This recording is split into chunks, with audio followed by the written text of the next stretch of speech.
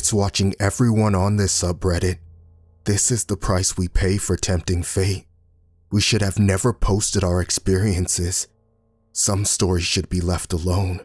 We could have simply been glad to survive these terrible things, rather than flocking to nosleep in an eager rush to gloat of our triumphs. We toyed with forces beyond our understanding, and this is our comeuppance. Think about it. Think about what we've done. We've posted about ghastly ghouls and abominable apparitions. We've bragged of our narrow victories against unfathomably powerful forces. We've even, on occasion, made jokes in comment sections. I'm not judging you. I'm the same. Comedy is a soothing bandage for the chasm of horror that traumatic events can open in our souls. Still, evil doesn't care about that. Don't fool yourself into thinking that readers might avoid this reckoning. Even the lurkers and non-voters have contributed to the thriving nature of this dark and twisted place. You've caught the eye of something truly insidious. It was only a matter of time until a very bad thing would find Reddit nosleep and turn it into a computerized haunted house. Perhaps I should explain what I've discovered. I have read the experiences of so many people on this subreddit. I've gleefully soaked up their tales of true horror, and it has become a slight addiction. In fact, I think I first noticed something unsettling because I obsessively pore over the finer details of everything I experience on nosleep. I've seen things that have been there for 1 second and then disappeared the next. The early events were things that seemed like glitches with Reddit. The name of Reddit nosleep changed to Reddit sleep, but clicking on that link didn't take me to the entirely separate subreddit of that name. It took me to a solitary Google image of a stick figure sleeping on a mattress. I messaged countless people, searched Google, and even submitted reports of what I had experienced. Nobody else had seen the name of the subreddit change or found the picture of the sleeping stick man. Nobody had hacked the nosleep subreddit. There had been no glitch for anyone else. I thought perhaps that I had accidentally left the official Reddit site and ended up on a fake version of Reddit nosleep. I couldn't really think of any other explanation. The true terror began when the events defied any form of reason. I was reading one of the many nosleep posts on rules for dealing with certain unnatural beings. When I looked at the comment section, I saw something that unnerved me. I was disconcerted, yet again, by what seemed to be a glitch. The comment had no username listed above it. Rule 11. It is unkind to joyfully read true horror. Sticks and stones will break your bones. There was an almighty sound of smashing glass in my room. Soul vacating my body for a brief moment, I twisted my desk chair around to face numerous shards that were scattered across my carpet. In the center of the wreckage was a small stone that had seemingly been hurled at my window, breaking it. I sprung to my feet and peered through the now glassless frame. There was something on the other side of the road. I don't think I'll ever be able to scrub that haunting image from my mind. Wedged between two hedges, slightly illuminated by the dim glow of a nearby lamppost, I was watched by a shadowy figure. His form was emaciated and blackened. Upon closer inspection, I realized that it wasn't a person. It was a stick figure. I screamed, tearing my curtains closed. Shuddering, I sat beneath the empty window frame with my back against the wall. I remained that way for the next 7 hours. I didn't sleep, unless it counts as rest to persistently daydream of a lurking stick man. It turned out that he wasn't a figment of my imagination. It was quite clear, even before learning of Rule 11, that the watchful stick figure only harbored sinister intentions. In class, I struggled to listen to my teacher. During breaks, I struggled to engage in conversations with my friends. My head was elsewhere, and I know this might sound foolish, given the warning it had sent to me, but I was obsessed with the concept of this horrifying specter. I had become the very definition of morbidly curious. I browsed nosleep, looking for clues. The Rule 11 comment had vanished without a trace, but I tirelessly read posts, searched for edited descriptions or images, and even scoured comment sections for anything untoward. I found nothing. That didn't put me at ease, however. It only worsened my fear. At least the stick figure hadn't seemed so threatening as a static pixelated image on my screen. On the other hand, in real life, the crooked figure had been the most terrifying thing I'd ever seen. Why me? I wondered. I sent out requests for help from people who had endured unexplainable supernatural experiences. Somebody by the name of Archie Bolton replied, "This has the hallmarks of Grey Code, a programming language that connects occult things to the digital world. After receiving your initial message about the mattress image, I started to notice similar things on nosleep. Strange comments appeared from a poster with no username. The site description read, 'I'm watching you, Archie. No sleep for you? That makes me unhappy.' And I saw 2 long shadowy lines stretch towards me from the darkness of my bedroom. They looked like arms, like stick arms." His reply was one of the many messages I received. People purported to experience similar things. After reading this post, you might notice strange things too, I think. Once it has been pointed out, it's hard to unnotice the malevolent thing that is observing us. After overcoming the initial shock and terror of being watched by a being that couldn't be explained by science, I decided to take a different approach toward this phantom. Moronic. When I saw my wardrobe door swing open in the middle of the night, I strode confidently towards it. "What do you want from me?" I cried. From the void of the open wardrobe, which was only a foot in front of me, 2 gangly stick arms protruded. They lifted me into the air, feeling like a pair of blunt knives digging into my shoulder blades. "All who use Reddit nosleep shall die of exhaustion," it whispered. "They will all lose their ability to sleep." I didn't understand what the entity was saying, but I think I was struggling to understand anything. I was entirely transfixed by the petrifying nothingness before me. I couldn't distinguish anything of the stick figure, other than the pitch-black limbs that it was employing to hoist me off the carpet. "None of you should be on nosleep," it snarled icily. "It is my home. Leave." I howled in agony at the searing pain that suddenly emaciated from the stick arms which were digging into my shoulders. I looked down at my body, which was barely visible in the streetlight pouring through my still broken bedroom window. The flesh of my arms was changing. In utter horror, I realized that they were starting to transform into the same pen-drawn stick arms as the creature in front of me. It was morphing me. As I screeched in fear, the stick figure dropped me to the ground with an almighty thud. "Everyone has a choice," it hissed. "Leave nosleep, or join my realm." The wardrobe door creaked shut. I lay on the carpet, considering my options. Initially, I was too frightened to return to this subreddit, in all honesty, but I felt I owed it to you.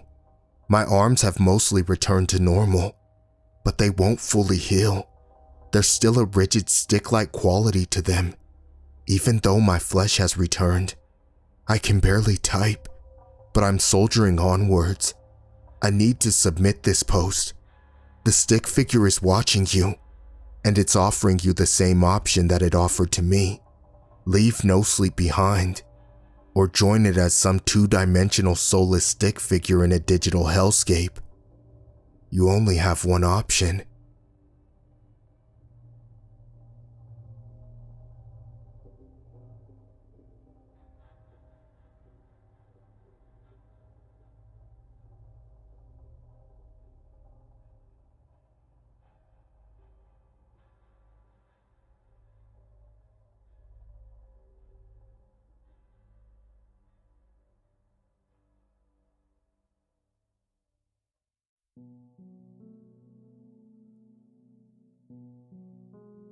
I think we're lost.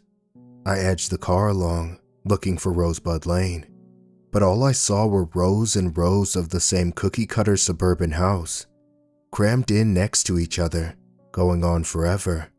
Sighing, I pulled over at the curb. "Can you check the GPS?" "Sure." As he pulled out his phone, I stared out the windshield. Even though it was a sunny, beautiful day, the neighborhood was a ghost town. Nobody walking their dogs on the sidewalk, no kids playing in the street. I glanced around at the houses, and though it was hard to tell from the reflections on the windows, it looked like the curtains were drawn. Dave sighed next to me. "I don't think this is right." "What do you mean?" He handed me the phone. The app showed our location, in the middle of the woods. I zoomed out a bit, but no suburbs showed up. "Whoa, that's weird." I pulled out my phone, but the same thing happened. Little blue dot in the middle of the woods. The closest road was the 2-lane highway we'd pulled off. Guess this is a really new development. Google Maps was almost always accurate, but if the houses had just been built, maybe the software hadn't caught up yet. They certainly looked very new. Overlapping gables, big windows with no shutters, all neutral colors. The grass perfect, without muddy tracks from dogs or kids. The white siding so crisp and pristine, it almost glowed. The windows shiny as a mirror.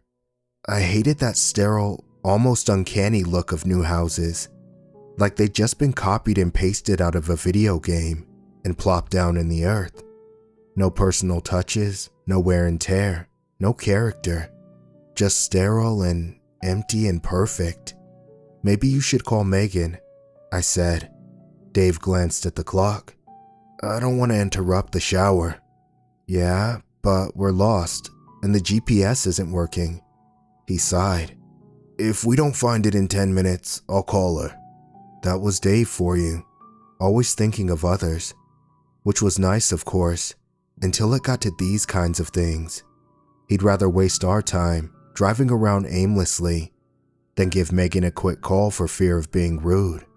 It was always like that with him. But whatever. They say pick your fights, and this wasn't important enough to go to battle over. I continued crawling down the street, past more and more identical houses, but just as I was thinking, maybe I should force him to call Megan, that this was a fight worth choosing, I saw it. A turn up ahead. I sped towards the intersection, hoping the little green sign said Rosebud Lane. But as we got closer, my stomach dropped. What? What the hell? It was blank. It was just a green rectangle of metal, no text on it whatsoever. "Wow, someone fucked up." Dave laughed. "They had one job. Do you think I should turn?"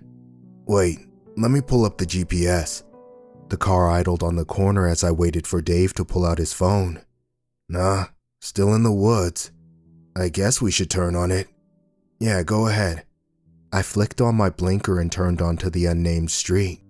More cookie-cutter houses with curtained windows, all painted a perfectly neutral beige with white trim.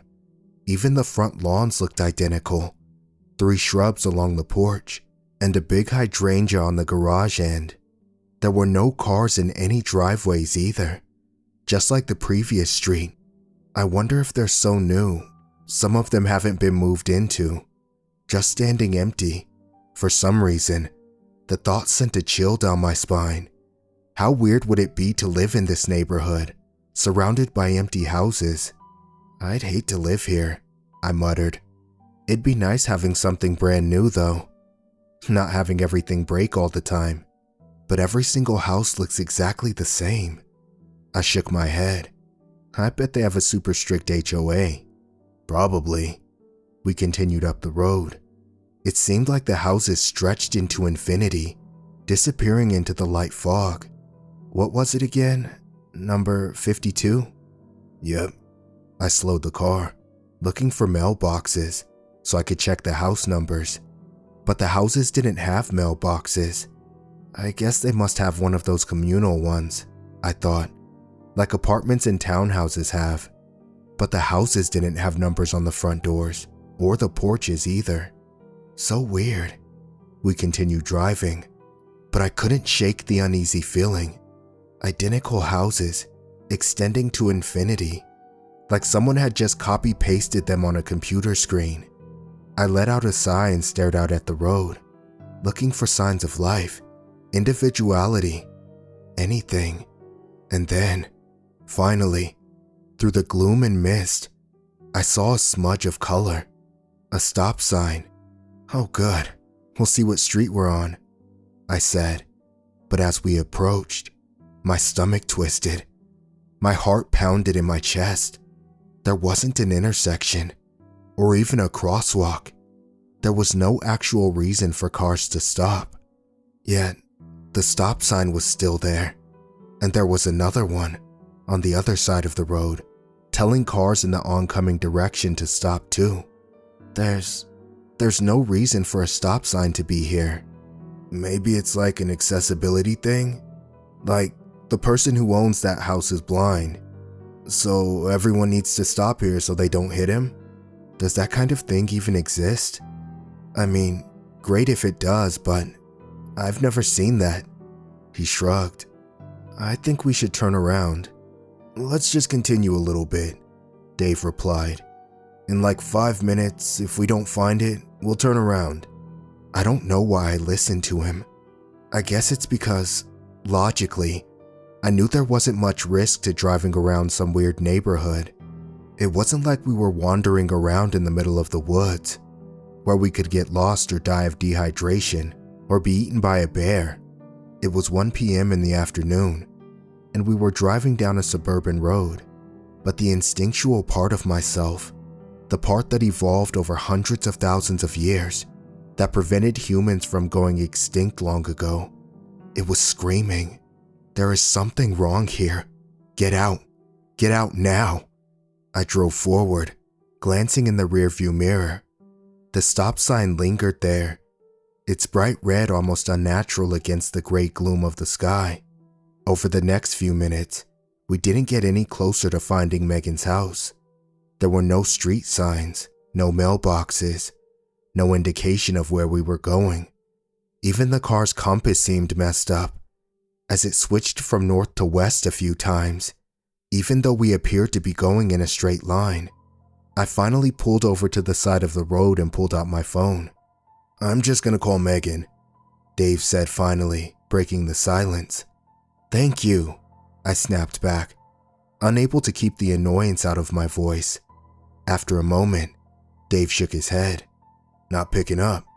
"Alright, let's just go home." "But we told her we'd be there." I sighed and stared at him. "Okay, so what do you want me to do? We're lost. GPS isn't working and she isn't picking up." He paused, glancing around. "Maybe we should ask somebody." "Who? There's no one here." "Maybe knock on a door?" My eyes widened. "That's weird." "Look, let's just knock on a door and ask. If they don't answer, we'll give up and go home." I puffed out a breath. "Fine." I pulled over to the curb. We got out and started up the driveway. It was no longer bright and sunny. The sky was a uniform overcast gray, and the place was so quiet.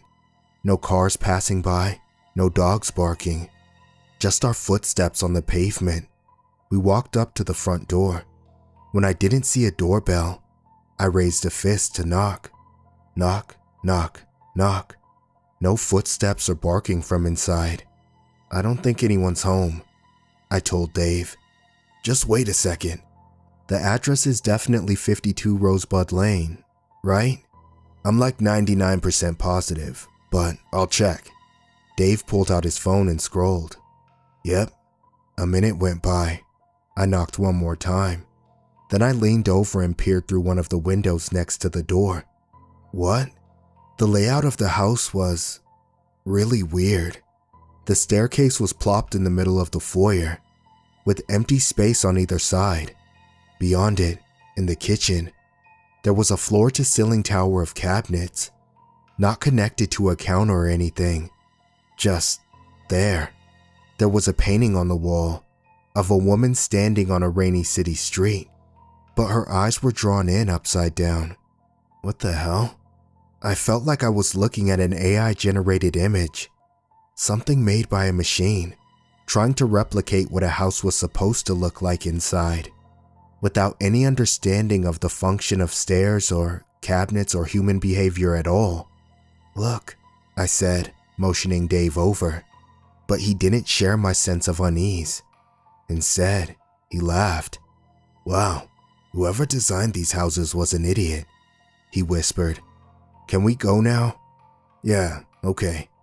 We headed back towards the car. As I walked around to the driver's side though, I felt the hairs on the back of my neck prickle, the familiar feeling of being watched. I whipped around, but all I saw was the row of beige houses, staring down at me with their dark, shiny windows. We should be there by now. You must have just passed it up, Dave replied. No, we didn't. It was almost 2 p.m. now. My stomach grumbled, my shoulders hurt. I just wanted to be back home, curled up under a blanket, watching YouTube and drinking tea. We only made one turn, but somehow, retracing our steps, we hadn't intersected it yet.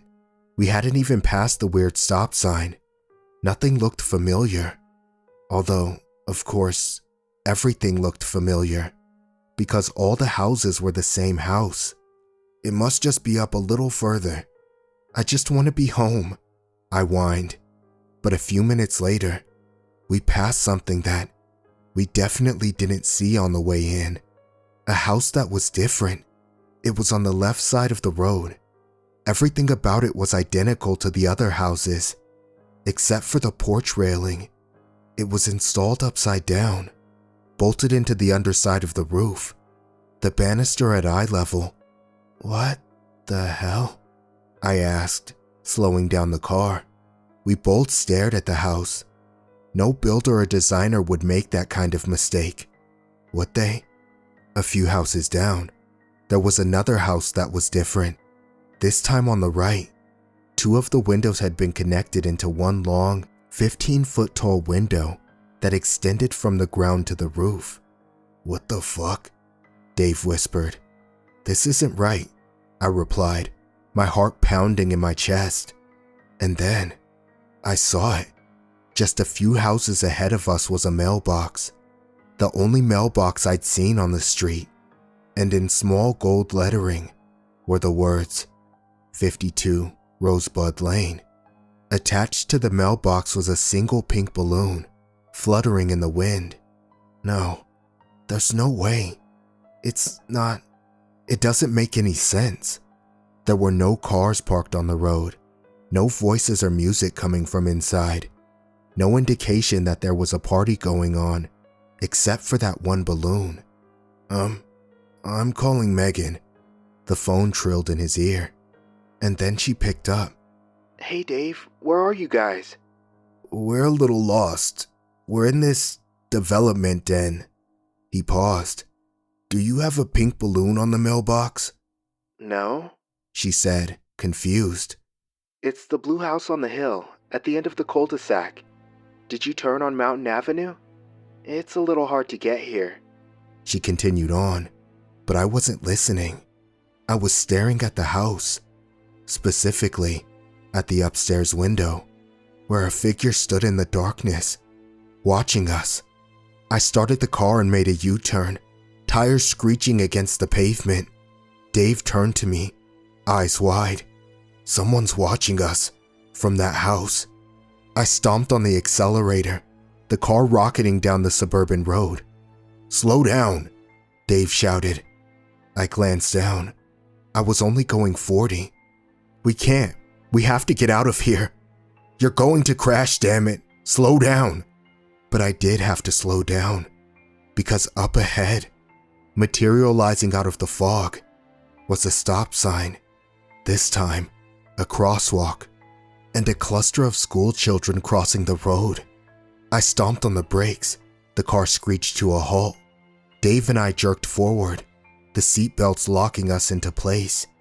My heart pounded in my chest. Then I looked up. and all the muscles in my body froze. It wasn't a group of school children. It was an amalgamation of arms and legs, backpacks and sneakers, tousled hair and ponytails, put together like some nightmarish jigsaw puzzle. No face, no eyes, just things that gave the illusion of a normal group of children crossing the street. I stared at the monstrosity 20 feet in front of us, partially veiled by fog, and then I switched the car into reverse. What the fuck? Call 911, I screamed at Dave. Now! We careened past the upside-down railing, the 15-foot window, the pink balloon. As we sped by, the houses got stranger and stranger.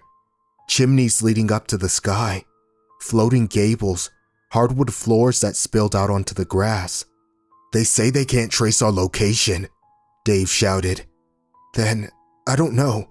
Tell them to go to the highway, Route 140, turn at Glenmont Road, and then make a right at the subdivision. He relayed that to them, but my heart was pounding. If we hadn't been able to retrace our steps, if they couldn't track our location, how would they find us? I slowed down slightly, glancing around the street, looking for something, anything that I could recognize. But all I saw were the windows, the curtains wide open, in every single one, the people staring down at us. Although, people was a stretch. Everything about them was wrong. Their faces had all the wrong proportions, stretched and misshapen. Their eyes were set upside down. They had far too many hands. People that looked like they had been crafted by some horrible AI, just like the houses they lived in. It's now almost 10 p.m. The sky should be dark, but it isn't. It's the same overcast gray color. We've made so many U-turns, I've lost count, back and forth, but it's never the same. The houses, the people, they're always different, like the world is generating just for us each time we drive down it, popping in and out of existence. The police called us. They tried locating us again and again, but every time, they failed. They insisted that there were only acres and acres of forest where we described our location. I've used my phone to try and get other help. My parents tried to find us too. Nothing has worked. I only have 10% battery left, so I'm posting this online in the hopes that maybe someone, somewhere, knows how to escape this place. Maybe we'll finally get out. I'm so hungry. I'm so tired. All I want to do is stop the car and lie back in my seat, drift off to sleep. But I'm afraid if I do that, they'll get to us. Not the people in the houses. They're learning. With each hour, they look more human, more like us, and they're getting bolder. I see children standing on front of the lawn, still as statues. Women standing on the sidewalk, with faces that almost pass for human. Men crossing the street in front of us. Whenever we drive by, they all start moving in our direction, like we're magnets, a homing beacon. Dave is driving now so I can post this. Maybe I'll take a short nap. For a brief moment, I won't be trapped anymore. I'll dream of being home, curled up with a cup of tea, watching TV with Dave. I'll escape this place, if only for an hour. I'm signing off now. Hopefully someone out there, somewhere, knows how we can escape. And if not, I'll have my dreams to comfort me for a little while.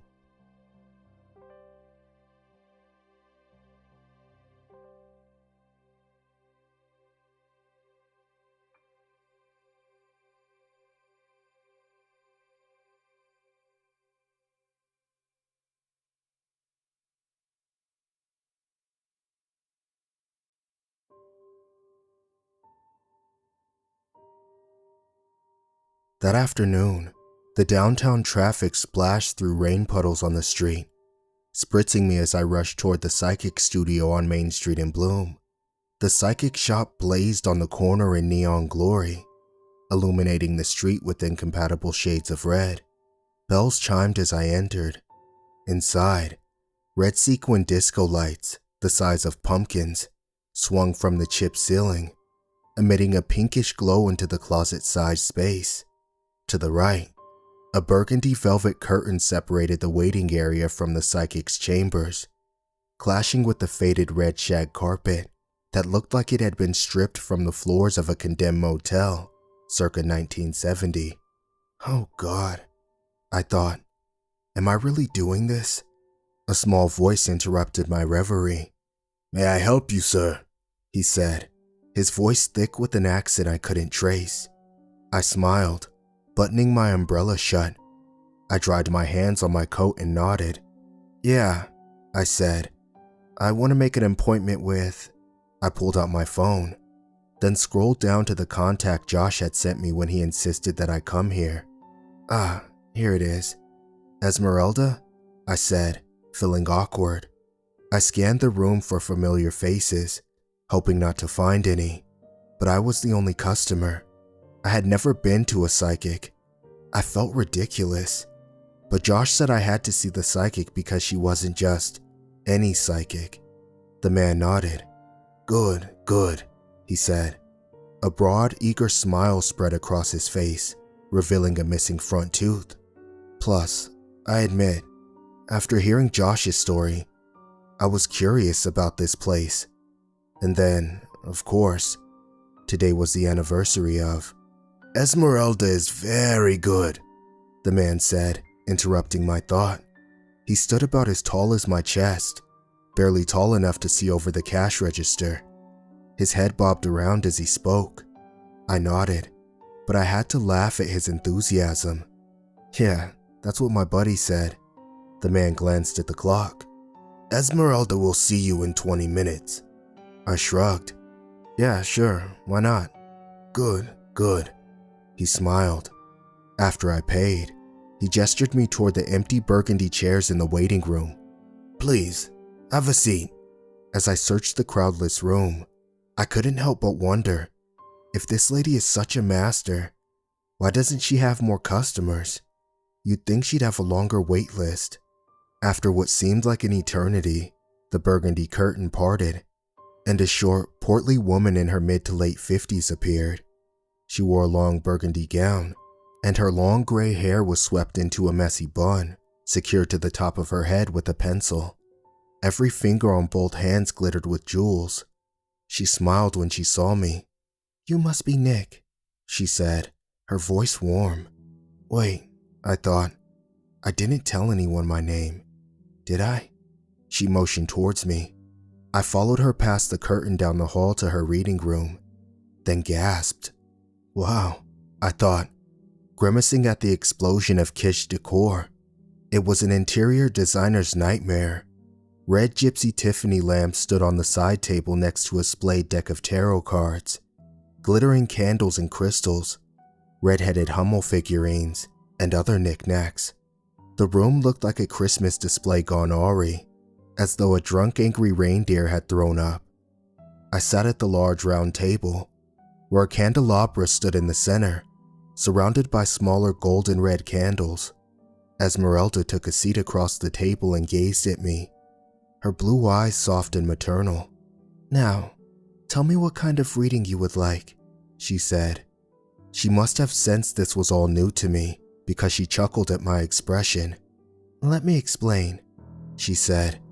"I do tarot readings, where I read the cards that tell you about a life problem. And I do palm readings, and I do medium readings, where I summon the deceased to speak through me. That's the simple answer.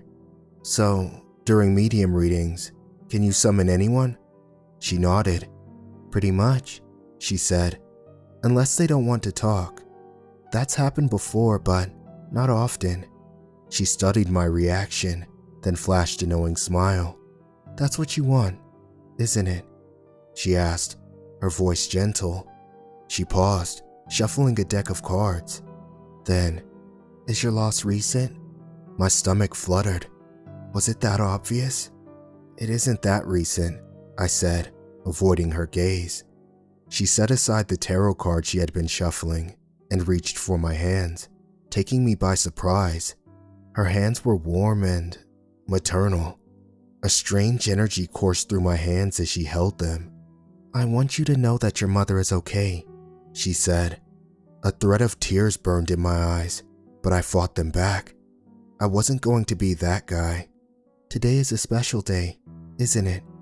she said, but she already seemed to know the answer. I nodded. "Today is the first anniversary of her death," I said, looking down at the worn red carpet. She nodded, sympathetic. "Here is what we do, Nick," she said. "I light a candle and you close your eyes. I guide you through a meditation, and then when we ask your mother to join us, all you have to do is follow my instructions and tell me what images come up throughout the meditation. Okay?" "Okay. But before we start, there are 3 things you should know," she said. 1. Always keep your eyes closed unless I tell you otherwise. 2. If you feel overwhelmed, tell me and we'll stop. 3 is the hardest, but you should know." "What is it?" "Sometimes they change," she said. "What do you mean?" She shrugged. "Just like we grow and change. Well, our deceased loved ones do too. Usually, it's not a dramatic change, but you should be prepared." The thought concerned me, but it didn't sound like I needed to worry too much. Did I? Before I could think about it, she continued. She smiled. "Ready?" I nodded. "Yeah, let's do this. Remember," she said, "keep your eyes closed." I didn't bother to ask why. "Just follow my voice." I settled into my seat. "Close your eyes," she said, her voice gentle like the spring wind. I obeyed, and I listened. A match sounded, and the scent of lavender filled the room. Light, invigorating, relaxing. A click sounded from across the table. Then a soundtrack played at a low volume. Ambient nature sounds, with rushing waterfalls and rhythmic chanting. It was just loud enough. "Breathe in," she said, her voice low and soft. "And breathe out." I inhaled, then exhaled. Again. Breathe in and out. I relaxed, melting into the sound of her voice. "Let the images come," she said. And they did. "Imagine you are traveling through a tunnel. A long, dark tunnel with a soft white light all the way down at the end. This tunnel is taking you back in time. Back in time." My body relaxed, growing heavier with each breath. I breathed again, deeper and deeper. I followed the tunnel toward the light, going back and farther back. In time, the house appeared. "Where are you now, Nick?" "My parents' house," I said. I described their white stone house with ivy climbing up the walls and the greenhouse in the backyard. "Tell me about the greenhouse." I described each image as it surfaced. "It's all glass, filled with plants, and tons of ivy. And inside the greenhouse, a shovel is propped up against the wall. I see it when I walk inside." "Good, Nick," she said, reassuring me. "Now, what else?" "At first, it doesn't look like anyone is there," I said, seeing snapshots of that day again in my mind. Stunned by the clarity of the images. The detail was so vivid, so crisp. Then, I see my mom's purse on the ground, tipped over, with all her belongings spilling out. I call her name, but nothing. Then what, Nick?" "Then I hear someone groan from the back of the greenhouse," I said. "I don't see anyone around, but I hurry toward the sound, following it, calling for her. 'Mom? Mom?' But nothing." "And what happened next?" "Then I find her in the back, curled up on the ground. She's clutching at her chest but can't speak. I panic, breathless. I grab the phone and dial 911. "Then what, Nick?" I can't keep her awake." My voice broke. I paused. "I try to By the time the ambulance comes, I could have...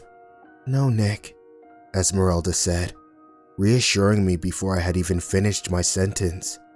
You couldn't have done more than you did. It was her time. You see? The hot sting of tears returned, but I fought them back and kept breathing. But she is with you, Nick, Esmeralda said, and she is here now. She says she wants to speak with you.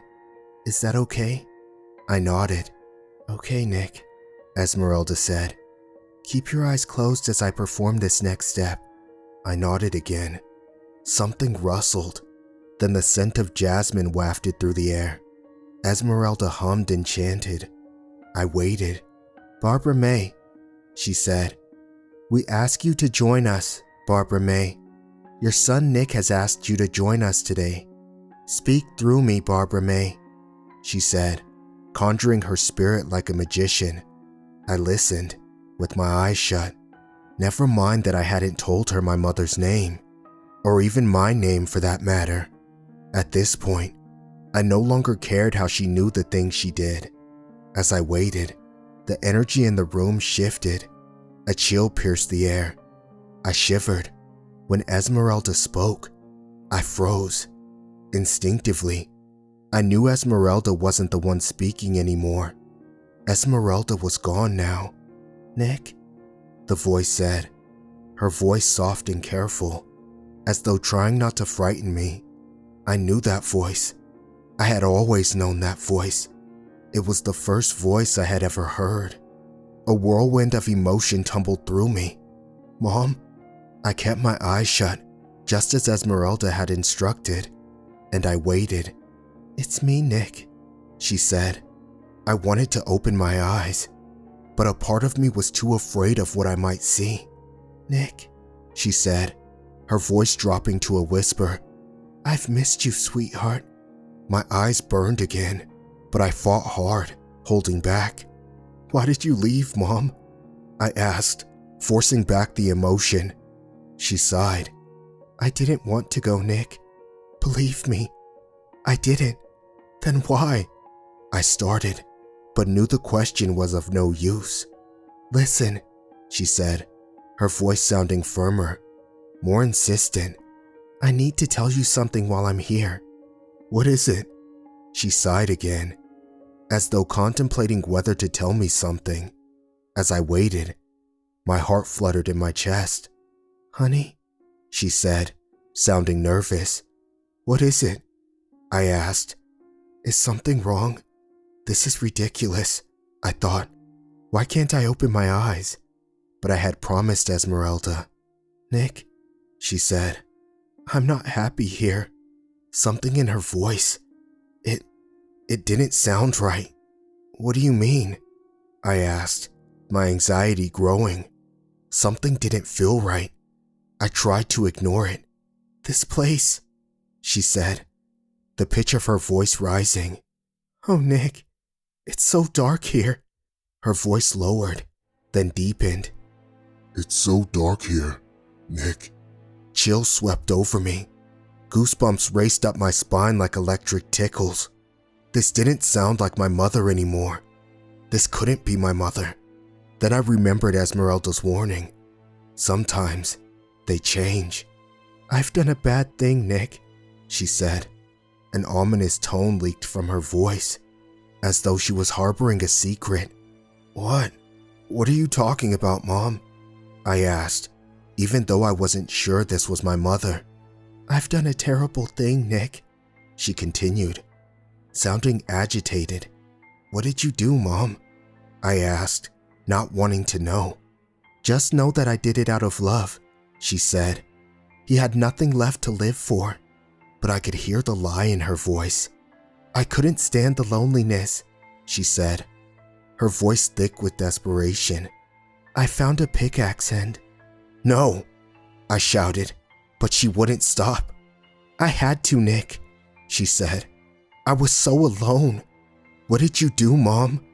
I asked, my heart racing and thumping like a juiced-up gymnast in my chest. What did you do? I didn't want to hurt. She tried to sound apologetic, then her voice trailed off. My stomach churned. "Esmeralda," I begged. "I need you to come back now." But nothing. "Esmeralda," I shouted. I couldn't take it anymore. I needed to open my eyes. But what would I see if I did? But my mother kept speaking. "Nick, I have 3 warnings I must give you before I leave," she said, sounding unfazed by my terror. "I don't want to know." I pressed my hands against my ears to tune her out, but I couldn't. She spoke louder, sounding more authoritative. "1," she said. "The body is buried behind the garage. Look for the fresh mound of dirt." "No," I shouted, sobbing, imagining my poor father. "2," she continued, her voice unwavering and merciless. "Don't climb on rooftops or you'll get hurt." "Stop," I shouted.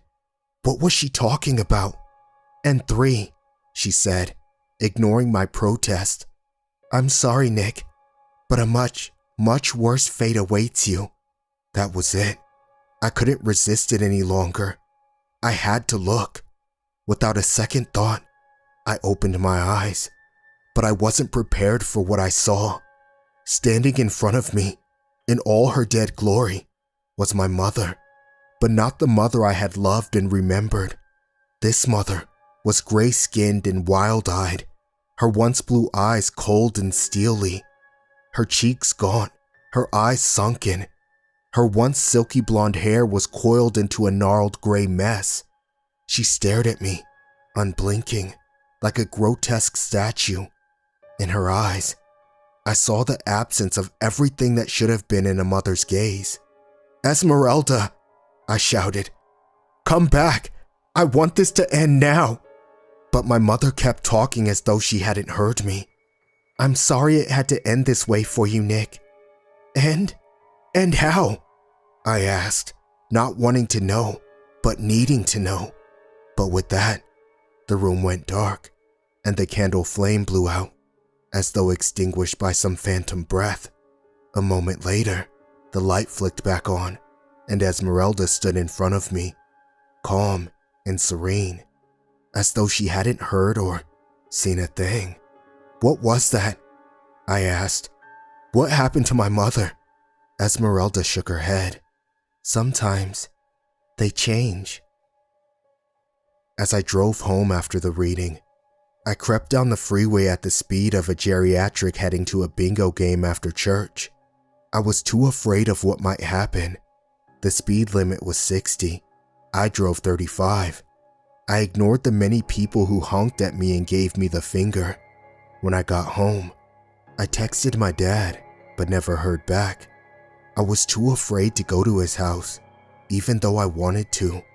I tried to convince myself that my psychic reading had all been some elaborate mind trick. The next morning, I called Josh, but he didn't answer. Minutes later, I got a call from an unknown number. The deep voice of a stranger replied on the other end. "Nick May?" he asked. "Yeah, afraid I've got some bad news." "What?" "Is your father Jerome May?" "Yes," I said, feeling sick with anticipation. "I'm afraid he had an accident. Fell off the roof doing some home repairs. Happened about an hour ago." "Wait, what?" Then who was buried behind the garage? I wondered. What the hell? What happened? "A neighbor reported a strange noise coming from your father's home," he said. "Said he heard a man scream. After he called the station, we sent law enforcement to the scene. When the officer got out of his vehicle, he heard the voice of an older, unidentified male subject calling from a bush on the property.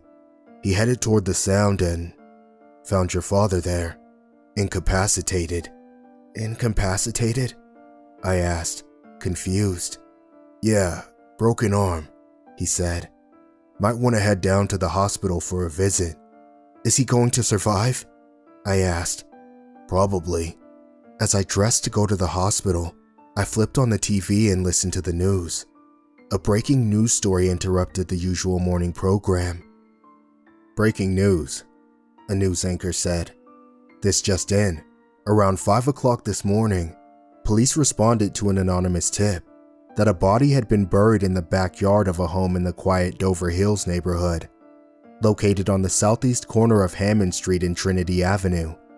Once on scene, police discovered the body of this 20-something male, buried in a shallow grave. When the picture appeared on the screen, I dropped my coffee. "Josh," the anchorman continued, "this man has since been identified as 25-year-old Joshua Williams, but I didn't hear the rest. I thought back to last night. 2 out of the 3 warnings had already come true. I grew restless as I replayed my mother's words. A much, much worse fate awaits you. Now, I can't help but wonder what happens next."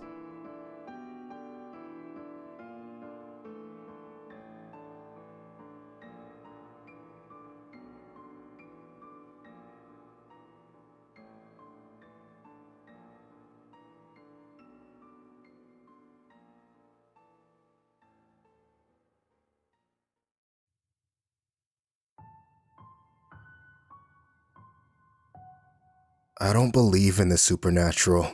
Never have, never will. But with everything that's happened over the last few days, I'm questioning everything. I haven't slept. I haven't eaten. I haven't left my house. Yet, I fear she will get to me anyway. Let me start at the beginning. I was driving home from a friend's party 3 days ago. I'd stayed late, and it was already dark out. And then something caught my eye. On the 3rd floor of an old Victorian house, the light was on. In the window, I saw a shape. The shape of a woman hanging upside down, as if her feet were somehow tied to the ceiling, and she was hanging upside down in midair. Her arms somehow hung naturally at her sides, defying gravity, but her hair hung straight down from her head, ending in little wispy threads. No detail, just a silhouette. As soon as I recognized it, I was already past the house, so I turned around and drove past it again. This time, I only saw some rumpled curtains with tassels and a lamp in the window, which, maybe if you squinted real hard, could look like a woman hanging upside down. I shook my head and kept driving home. I'd had a lot of pareidolia jump scares like this. Pareidolia is our brain's tendency to see faces and shapes in randomness, like how we see clouds that look like animals, or knots of wood that look like faces. Sometimes, I think I have an overactive sense of pareidolia. For example, years ago, when I got my bangs cut for the first time, I started seeing shadow people. It took me an embarrassingly long time to realize that the shadow people was just my hair falling into my eyes, that my brain was interpreting as some sort of demon or spirit, so I didn't give the upside-down woman much thought until I saw her again. I was on the subway into work. Lights caught my eyes out the window as another subway passed us in the opposite direction. I looked up, and there she was, the silhouette of a woman hanging upside down in the passing subway car, pressed against the window, blurred by the speed of the train. I only saw her for a split second, and then she was gone as the train rattled past us. What the fuck? I must have just seen like a black jacket draped over a seat or something, right? My heart began to pound. I stared out of the window for the rest of my commute, but all of the other passing subways were fine, filled with commuters staring at their phones. When I got out at the station, my legs were so weak I thought I might collapse, but I forced myself to work. I didn't see anything strange on the way back from work either. When I got home, I tried to distract myself, binging the nastiest stuff on HBO and plowing through an entire bag of chips. Then, I finally went to sleep, only to wake up at 3:03 a.m. I was covered in a film of cold sweat. My heart was pounding, but I couldn't remember any dream. Usually when I woke up like this, the vestiges of some nightmare were still in my head. This time, there was nothing. I rolled over, pulling the covers up to my chin and closed my eyes. Wait, there was something in the darkness of my room that didn't quite look right. I opened my eyes and looked around the room, my heart hammering. The dark shapes of my nightstand, my bookshelves, they both came into focus. Everything was where it should be, except for the light. It was too dark in here. I rolled back over towards my window and realized that the usual annoying light from the street lamp below was not shining through the curtains. I got out of bed, slowly, and made my way to the window. I pulled back the curtains. My knees buckled underneath me. She was hanging from the roof. Her feet were tied to the awning of the roof, right in front of my window. Her arms hung loosely from her shoulders. Her hair hung straight down, waving gently in the breeze. Actually, her entire body was waving gently in the breeze. I grabbed the curtains and pulled them shut. I ran over to the light. Then I tiptoed back to the window and peeked out a tiny slit between the curtains. No, she was gone. I saw the street lamp, the night sky dotted with stars. The next morning, I tried to tell myself it was a dream. I'd had a few weird moments in my life, in the twilight between dreaming and wake. Sleep is a weird hallucinogenic continuum, and who was I to say that I hadn't imagined the woman out my window? Deep down, I knew that wasn't true, but it was a pretty little lie. I made my way to my workstation. I didn't look up at passing subway cars. I drank about 3 cups of coffee.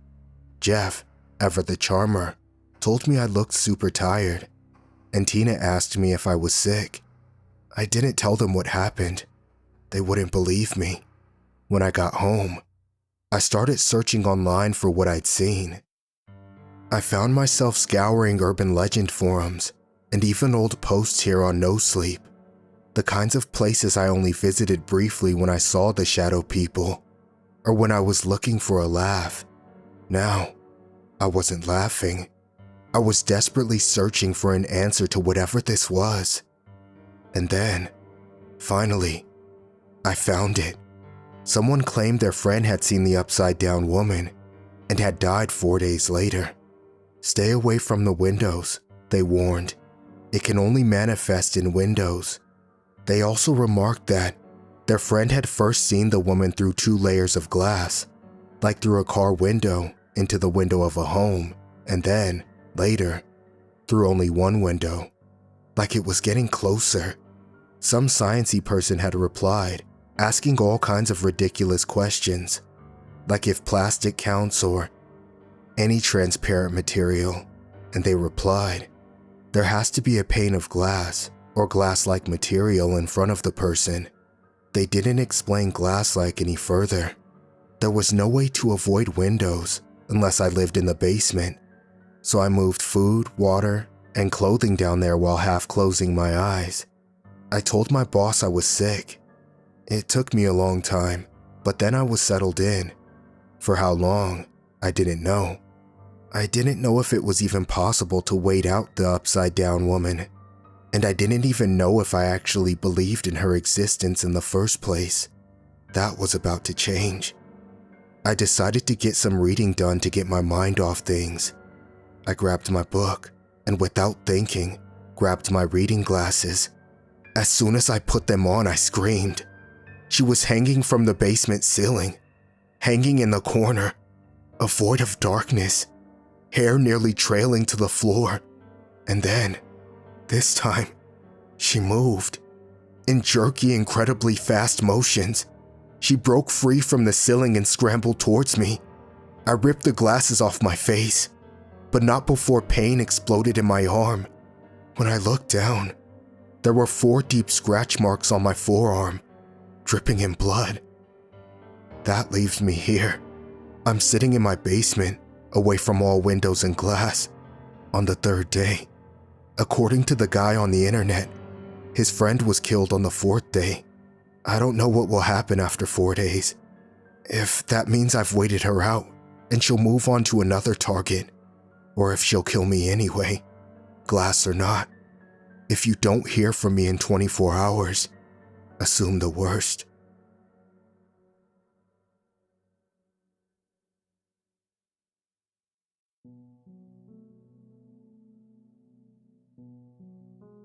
When I was fresh out of high school, I was in a bit of family drama. I needed a temporary place to stay and had to find a quick job to support myself.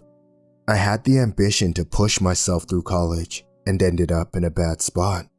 I barely slept, I had no social life, and I couldn't find the time to do the most basic stuff. I didn't have time to cook, so I basically lived takeout box to takeout box. The only place I could find within my price range was a refurbished storage unit. It was basically just a bed and a couple of shelves with partial access to a bathroom. It wasn't really meant as a living space, but the landlord didn't care. There wasn't even wallpaper, unless you consider some actual vines in the corner to be wallpaper. But this is where I get to teach you something. Storage spaces are built very different from ordinary living spaces and apartments. They're not isolated in the same way, and this space was lined with something nasty. My immune system was crashing hard, from months of vitamin deficiency and unhealthy habits. And in combination with the awful living situation, I got a bad infection. Like, really bad. My throat got so swollen that it looked like I'd swallowed a whole apple. I could barely breathe. I got one of the worst fevers of my life, and I had no insurance. I ended up crawling back to my parents. It was humiliating. We'd had our falling out, but when they could see how bad things had gotten, they helped me out. I was immediately taken to the doctor and put on antibiotics, but the swelling had got so bad that they suspected permanent nerve damage. Once the swelling died down, it turned out the doctor was right. Trying to speak was like touching a live wire. It was so painful that it could make me black out. It eventually got a bit better. I could start to make noises without immediate pain, like laughing and coughing, but trying to form words tickled something in my throat. Moving my vocal cords too much caused that pain to flare back up. My doctor said it would probably never heal completely, but in a couple of months, at most a year or two, I'd get part of my voice back, maybe. But yeah, for all intents and purposes, I was mute. It was difficult to cope with at first. I began to carry a laminated card, basically saying I'm mute. It's easy to forget many ways we use verbal communication in our day-to-day. Ordering at the fast food place, answering questions in class, turning down salesmen at the door. It's usually the things you don't think too much about. But having that barrier, no matter how small, can really turn the mundane into a chore. It just becomes too bothersome to explain the same thing several times a day. I started to socially isolate myself more. It was hard to be around other people. Forget about going to a party. Ain't no one patient enough to wait for you to type stuff out on your phone. My parents helped me find a better place to live in, and I managed to find a job closer to my new home. Nothing fancy, just stocking groceries at one of the corner shops. A couple of months passed, and I started to get used to a new way of life and routine. I knew there'd come a day when my voice returned, but for now, even attempting to speak, it made me nauseous. A loud yawn could send me spiraling if I wasn't cautious. Then one morning, I got a phone call. I'd been up late the previous night and didn't think too much about it. Out of reflex, I pushed to answer the call, held it up to my ear, and opened my mouth to speak. In the last possible moment, I stopped myself, only pushing out a hoarse breath. If I'd actually tried to say something, I'd have ruined the rest of my day. So imagine the surprise when another voice came out of me. "Good morning," it said. I dropped my phone and slammed my hand over my mouth in shock. I saw the call end and just sat there in silence, trying to calm down. That wasn't my voice. Those weren't my words. What the hell? I took some time to collect myself, checking my phone. Turns out that it was just a robocall. Some automated crap trying to make me answer a survey.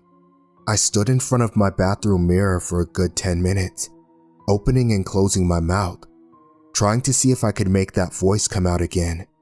I thought it might have been some kind of trick, or a sign of recovery. Maybe I just didn't recognize my own voice, no matter what I tried. As soon as I even tried to formulate a word, my throat burned like I'd been cut by something sharp. There was just no way I could have said anything without noticing it.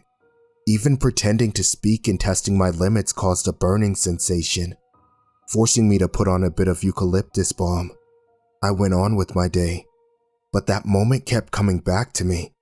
It wasn't imagined, but it wasn't me either. At one point, I thought it might have come from the phone, but that didn't make sense to me. The simple fact that it came from me.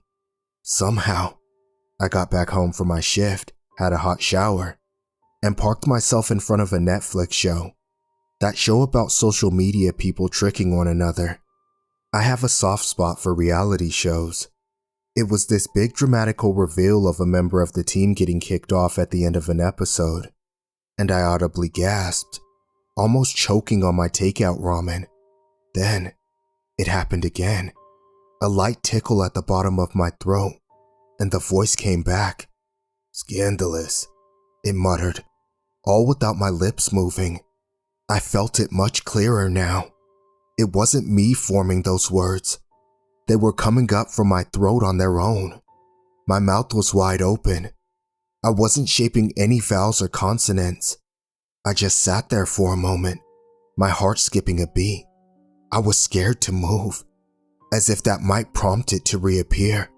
I remember wondering over and over what the hell it was. And finally, I mouthed the silent question, "Are you still there?" And to that, a vocal answer crept back, slithering out of me. "Yes." I stood up and wandered about the room.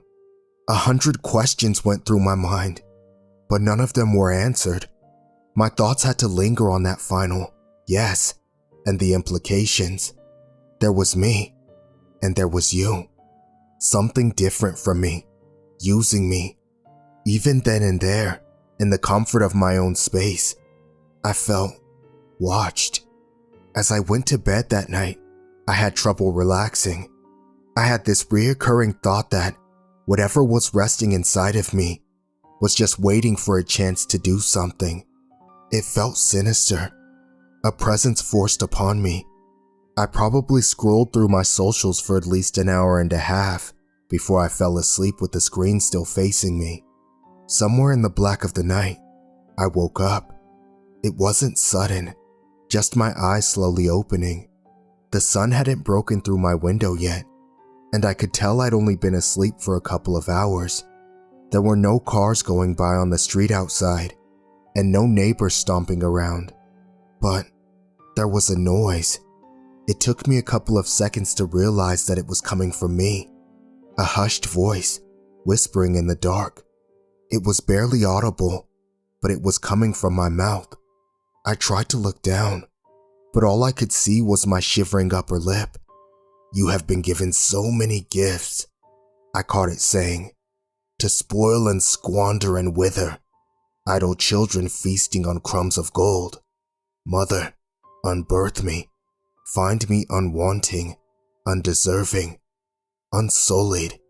When I finally realized what was going on, I shot out of bed and sprinted to the bathroom. I was frustrated and scared to the point that I wanted to scream and cry, but all that came out were these weird hulking noises, and with every awkward breath, I could hear something in the space between. No, awful, grim. Finally, I just snapped. I forced myself to scream. Even at my greatest effort, it wasn't loud, but it was enough. Little specks of blood splattered on the wall. The scream triggered such an intense shock of pain that it left me squirming on the bathroom floor, gasping for air.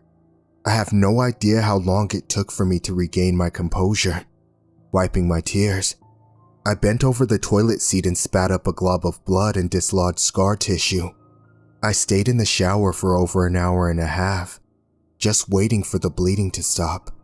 I'd set back my recovery weeks, maybe months. But hey, at least the voice was gone. Perhaps it needed some part of me to speak, a part that I damaged. I had a few spots of blood on my pillow the next day. I'd barely slept. Still, I dragged myself to work. I tried my best to keep out of the spotlight, get a quick nap on my lunch hour, and keep to myself. I didn't want to try to explain what I was experiencing.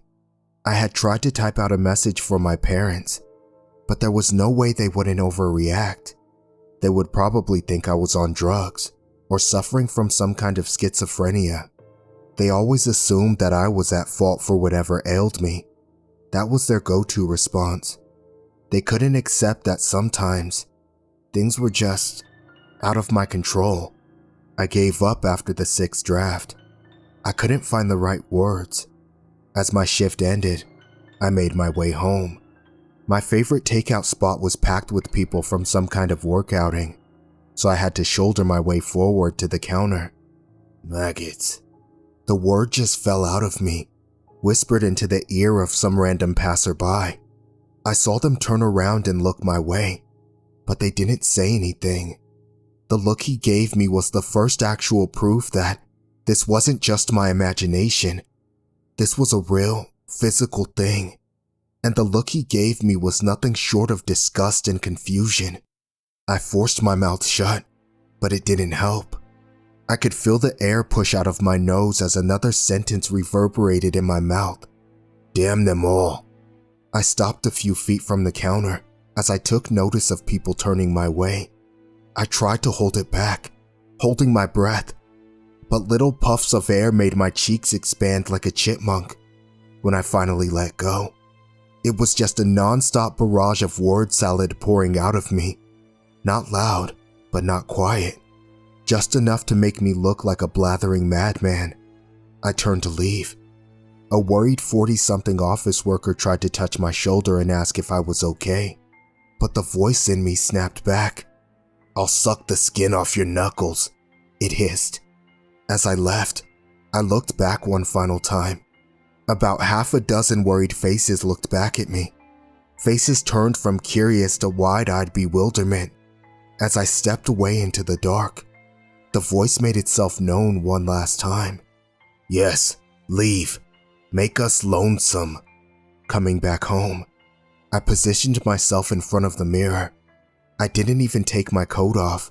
I just took out my phone, held it up, and opened my mouth. I wasn't going to let it use me. I wanted it on camera. I needed something to prove that I wasn't delusional. I tried to coax it, to ask it questions in my head. I tried to make it come forward, but nothing seemed to work. I must have stood there for a good half an hour until my jaw started hurting. Not a single peep or noise. It was just me staring at my own teeth in silence. I was so goddamn frustrated. I wanted to scream and shout, but I couldn't. I ended up throwing my mug with my toothbrush across the room, shattering it against the wall. All I managed to get out was a couple of grunts, and even that burned my throat like I was licking a welding torch. Leaving the bathroom, I kneeled to scoop up the mug pieces. As soon as my knees touched the floor, a gleeful little whisper escaped me. I won't dance to your tune, puppet. It chuckled. Stay on your knees. I bit my tongue. I was so frustrated I could cry. That night, as I lay down to sleep, I could feel the voice just inches away. There was a little push in my stomach every time it was about to speak. And I felt that push all night long. It was always just a breath away, but the words didn't come. But as I finally closed my eyes and yawned, it returned. You need to submit. I gently shook my head, rustling my hair against the pillow. You have to. And again, I shook my head. The tension in my chest remained, but nothing more came out. I hugged the pillow, made myself comfortable, and tried not to think about it. Moments later, it came back with a vengeance. My lungs pushed themselves empty. and a cramp came up my spine.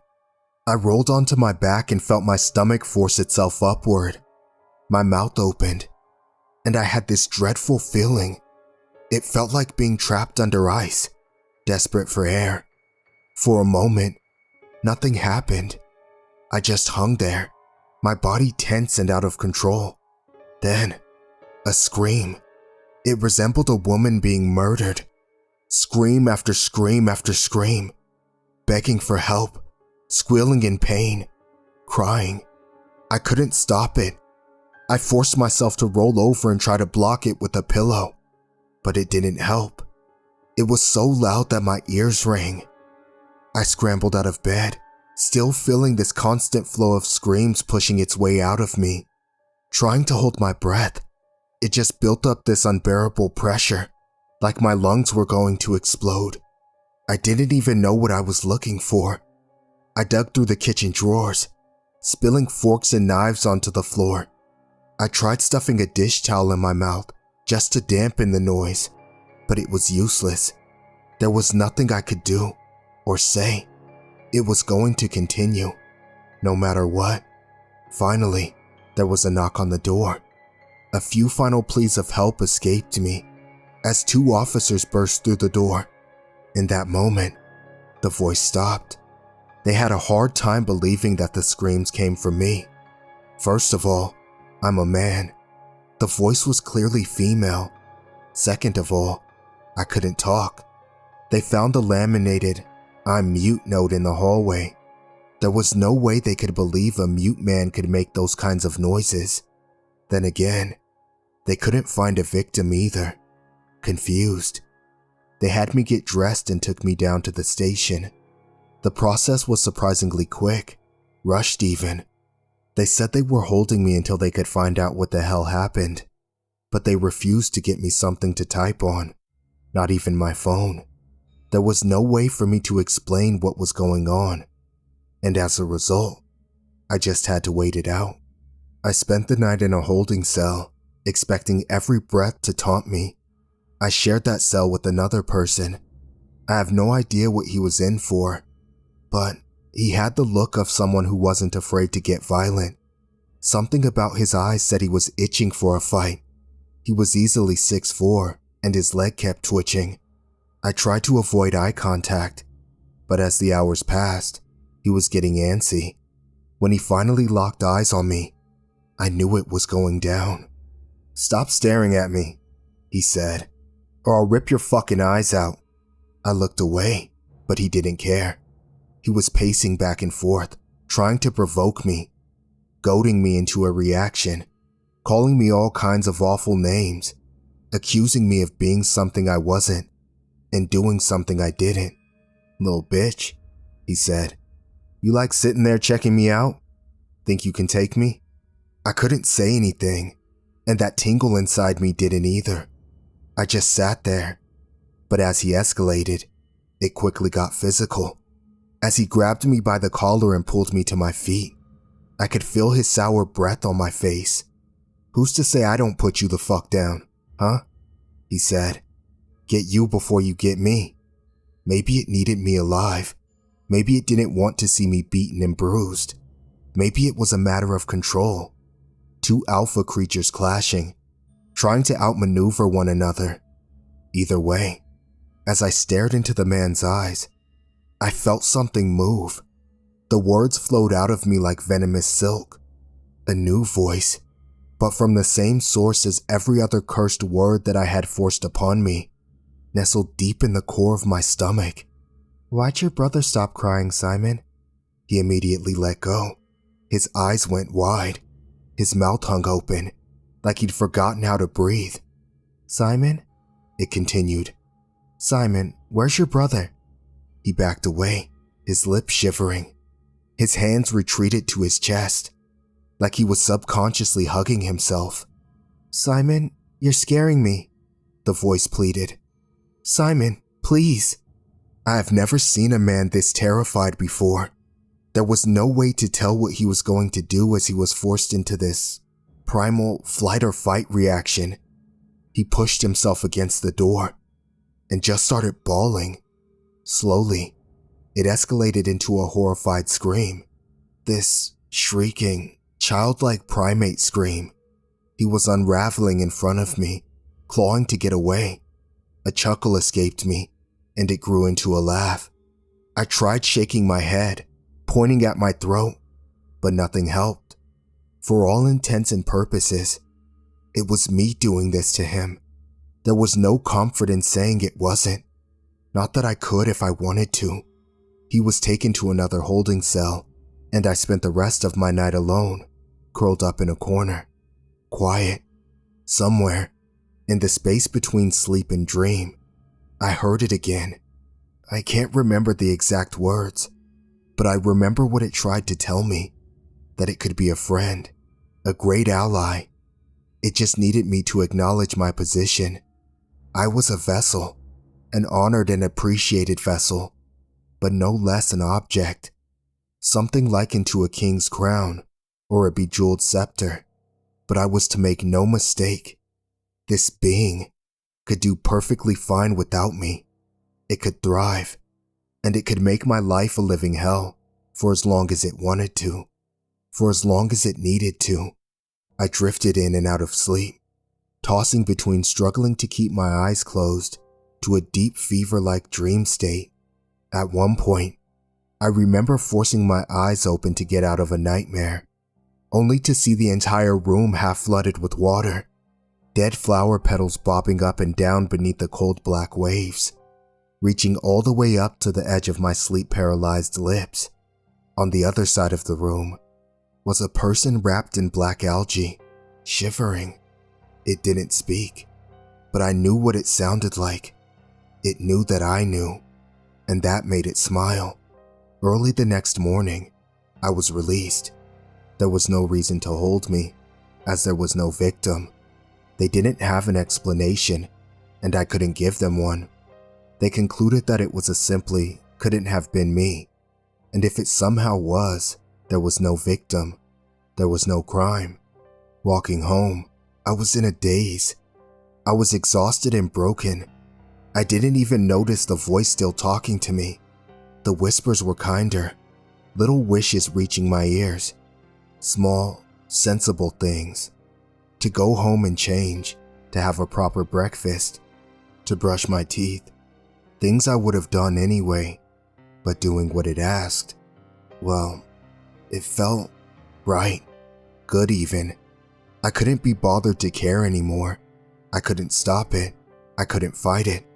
There was no strength left in me, and I didn't want to live in that world of pain and constant conflict. It was so much easier to just say yes, and for some time, that's what I did. I barely remember what I did. I do absurd internet searches for obscure articles relating to anything from large investment groups to agriculture practices of growing sunflowers. I'd spend hours scrolling through profiles and pictures, making little notes with numbers that I didn't know the meaning of. It all felt like an improvisational dance, making little movements just for the sake of stray thought. It wasn't inherently malicious, but every now and then, there'd be something I didn't want to do. To follow a stranger home and make a note of where they lived. To note which bus someone would take on their way home from work. To ask someone's name, only to look it up online later. Something in me was forcing me to map people out, their actions and their routines. Not just any people, but specific ones. They seemed to have little in common, but the voice was adamant. And every time I hesitated or said no, I knew I was in for a world of hurt. It wouldn't take much for me to change my mind. A little chuckle, a sigh, a knowing purr. One night, I found myself staring at my reflection in the bathroom mirror. I was wearing a black cap and sunglasses, and I came to the realization that I had no idea what I was doing. Why had I even bought that cap? Did I have a new jacket? Something had snapped me out of my daze, and I didn't even realize what or why. I looked down at my leather-clad gloves. I had some kind of rope in my pocket. I was about to go out and do something, but I didn't know what. I'd shaved my head and trimmed my eyebrows, I had these heavy bags under my eyes, as if I hadn't slept for days. I'd lost a lot of weight, and my cheeks had lost a bit of their rosy vigor. On the side of the bathroom mirror was a tiny speck of dry blood. It occurred to me that it was from that very first night, when I had challenged the voice, when I had forced it quiet with a scream of my own. It was a stark reminder of just how much pain it took for me to shut that thing up, even temporary. But looking at myself as I was starting to come to terms with just what it would take for me to resume a normal life, and to stop whatever the hell I was about to do. "I can hear you," it whispered. "Tools don't doubt." The words brushed against my lips, escaping into the room. I left some condensation on the bathroom mirror. I wiped away the speck of blood, looking at it on top of my finger. "We have work to do," the voice continued. "Come now." I shook my head. I knew I was going to regret it, but I didn't want to do this anymore. I didn't know what it was making me do, and the realization that I had no idea where my life even was anymore felt like ice running up my spine. I'd lost control. I'd handed over the reins. How long had it been? Weeks? Months? What had it made me do? I shook my head again, mouthing a quiet no. My body tensed as my jaw was forced open. I could hear a laughter bubbling up from inside, and it made no secret of it. I thought back on that first night. I'd screamed so bad that I damaged my throat, but no matter how painful it was, it had accomplished one thing. It had made that damn thing shut up. I grunted. I can feel an uncontrollable poke at the vocal cords, but that wasn't it. I grunted again, louder. I forced a groan through my throat, and this time, it started to burn, like swallowing boiling water. "No," it whispered. "This will not do." With a twitch of a neck muscle, it slammed my head into the bathroom mirror. It felt like blinking, but my eyes were opened. I was standing on an unfamiliar street. It had moved me. Something warm was running down my forehead, partially dry. I was clutching a knife, slowly making my way through an alleyway. This time, I forced myself to growl, rattling my vocal cords. It felt like being slowly chainsawed, but I could tell it wasn't just hurting me. My knees buckled and I fell forward, dropping the knife. When I got up, I had moved again. I was somewhere off the highway, walking towards a car that had pulled over for me. Maybe they'd mistaken me for a hitchhiker. I turned the other way, trying to wave them off. As I steeled myself for my greatest effort yet, I knew it was going to be painful. Maybe the most pain I'd felt so far. The thought of it made my eyes tear up. But maybe it would be enough for that thing to finally shut up for good. I got down on all fours by the side of the road and just screamed. I screamed repeatedly, and I could feel the pain tearing through me like a hot knife. A stray thought cried out that maybe this was for nothing, but I couldn't bear it. I had to believe that this was going to work. I kept screaming, over and over, the coughs bubbling up, and as I spat my blood on the asphalt, I could feel something tickling my throat. "Pointless," it whispered. "Useless." It was playing on my doubts, but I could hear that it was weaker. It was lying, convincing itself. Finally, I could feel something come loose, something tangible and physical. I spat out what looked like a small vine, covered in tiny petals. It was probably blue, but the blood clot made it look black. With every cough, I lost more control, but I could feel more and more dislodge. Vines, petals, some kind of shelled seed, and even a blooming flower, something resembling a twisted organic sunflower with little Z-shaped petals, no bigger than a thumb. It was still moving, raw and bloodied like a newborn mouse. I was just lying there on the side of the road. The bleeding wouldn't stop. I could feel my pulse all the way up to my teeth. I was desperately crying for help, but there were no words, no screams, nothing. But at least there was no voice left in the back of my throat. I only have vague memories of what happened next. The blood loss was pretty severe. They had to perform some kind of surgery. The next thing I can clearly remember is looking up at the hospital ceiling, feeling a comforting warmth in my left hand. My father, holding my hand, patiently waiting for me to wake up. The doctor explained how I would probably never talk again, that it would take several screenings and checkups over the course of several months just to keep my throat from rupturing, that I wouldn't be able to eat solid food for a long time. But there were technical terms, projections, hopes and fears. But the greatest problem, to me, was already solved. That thing was gone. Whatever had lived in me had been ripped out by the roots, and I was in control. I was finally back in total actual control. Now, this was a couple of years ago, and I don't like to look back on it. Even mentioning it makes people look at me funny. Most of my immediate family think it was a psychotic episode. I've become that family member that you have to be a bit careful around, it seems. I'm hoping that it will fade in time. I'm not sure where that thing came from. I think it might have lived in that storage space as some kind of spore. Maybe it was something I ate. Whatever it was, it wasn't just this metaphysical manifestation. It was an actual physical obstacle. I think the longer it had its time to dig its roots in, the longer the loss of control got. I think that thing was bad enough to touch nerves that I didn't even know I had. Thinking on that night where I had finally ripped it out of me cold. Yes, it was an amazing relief, but the pain was otherworldly. But as far as things go, I'm me. I may not have a voice anymore, but actions speak louder than words anyway.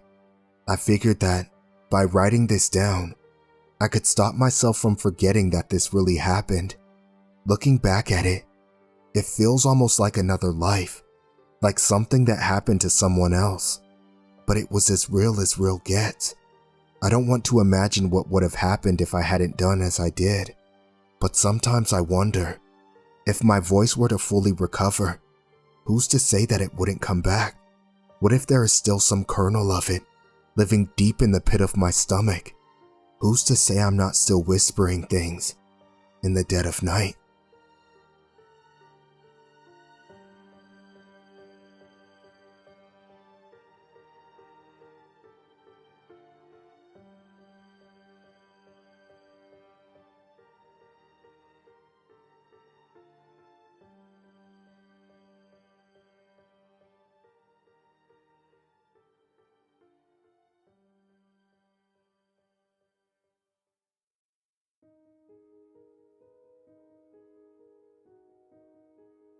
I'm a musician.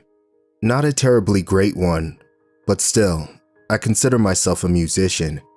I can play with the best of them, and I know my way around an instrument or two.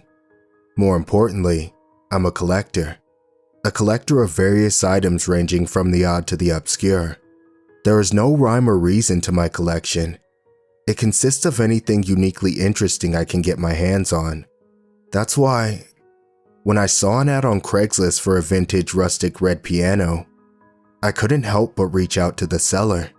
The ad's title seemed normal enough, old piano free to a good home. I had seen countless like it before, nothing out of the ordinary, and certainly not something that would normally grab my attention. Still, I felt a strange need to click on it. Perhaps I was bored, or maybe I just wanted to see what it looked like. Either way, I gave in to my compulsion. Upon clicking the ad, there was no picture, just an anomalous but intriguing story. It read something like this: I am offering my piano to anyone who is willing to come and pick it up. It is very old but still playable. I can prove this upon your arrival. It is red and bears no brand markings. This is because it was made by my great-grandfather. It's one of a kind. He went out himself and chopped down a redwood tree to provide the material to build it. It took him many days to finally cut down the tree, and much longer to finish making the piano. Nearly his entire life was put into this thing. I, however, have no use for it. It's been passed down in my family many times over. I have no wish to continue the tradition, and the piano is currently taking up too much space in my home. I want it gone as quickly as possible. You can reach me by phone at the number listed below. Serious inquiries only. Margaret. Reading the ad sparked my curiosity. One of a kind? Redwood tree? How strange and absurd. I had to see this thing. If it was half as remarkable as Margaret's description made it out to be, then it was a must-have for my ever-growing collection. As such, I decided to give her a call. Margaret answered the phone after the first ring and immediately asked, "Is this about the piano?" She was thrilled to hear I was interested. I too was thrilled, happy to know it was still available. We set up a time the next day for me to come over and take a look at it. I hung up the phone, excited as could be. I had a feeling this piano would become the new centerpiece of my collection. My antiques and oddities spanned many eras of history, as well as numerous countries. They ranged anywhere from the mundane to the wildly bizarre, but all of them were nothing if great conversation pieces. Some of my favorites included a genuine voodoo doll from Louisiana, a tooth from a saber-toothed cat, a book of spells written by an alleged witch, and a piece of an antler from the world's largest moose. Being a musician, I also owned countless instruments, too many to list. Each time I acquired a new item, my heart would race with excitement, whatever it was becoming the focus of my attention. The piano was no different. I couldn't wait to see it in person. I woke up the following day with no resistance to my alarm, swiftly starting my daily routine in an effort to minimize the time between me and Margaret. She said she was an early bird and that I could swing by early. With this in mind, I showered, brushed my teeth, and got dressed at a record pace, making it out of the door roughly 25 minutes after getting out of bed. It might sound silly to be so worked up over a material object, but to that, I'd say you must not be a collector. Seeing this piano in person was my mission, and it was one I intended to see through to the end. I found myself at Margaret's home within the hour. It was a quaint cottage at the end of a dead-end road, surrounded by shrubbery and forest. There was an old tire swing in the backyard, indicating that it may have been where Margaret grew up. I wondered if her parents passed away and left her the house. Maybe the piano reminded her of them, and that was the real reason she was getting rid of it. My speculation was interrupted by a woman, racing out of the cottage to greet me. She signaled for me to come inside and went back in herself. This was no doubt Margaret. I hadn't identified myself in any way, but it wasn't likely that she received many visitors out where she was. Eager to see the piano, I quickly jumped out of my car and made my way up the stone walkway to the front door. Entering the house, Margaret seemed overjoyed to see me. It was jarring, but certainly made things a little less awkward. We exchanged a few pleasantries before she rushed me over to the room that housed the piano. She was excited to show me it, just as excited as I was to see it. I matched her pace as we made our way there. Upon entering, I stopped dead in my tracks. There, just a few yards away, was the piano in all of its glory. It was a beautiful concoction of wood and ivory, the likes of which I had never seen. It had such a striking red color, giving it an illustrious and bold finish, and the designs were magnificent, simple yet elegant, highly original, and certainly one of a kind like Margaret stated in her ad. I stood there for a moment, my mouth agape in awe. Margaret mistook my reaction for disinterest, quickly going off on a sales pitch about its charm and history. She then sat down at its stool and placed her hands over the keys. "I tuned it yesterday after your call. Let's hear how it sounds." Margaret played a beautiful piece. In addition to playing, she sang. This is when I took my attention away from the piano and allowed myself to notice her. She was young, maybe in her late 20s, beautiful, slender, She had silver highlights in her hair, giving it a strange, albeit lovely luster.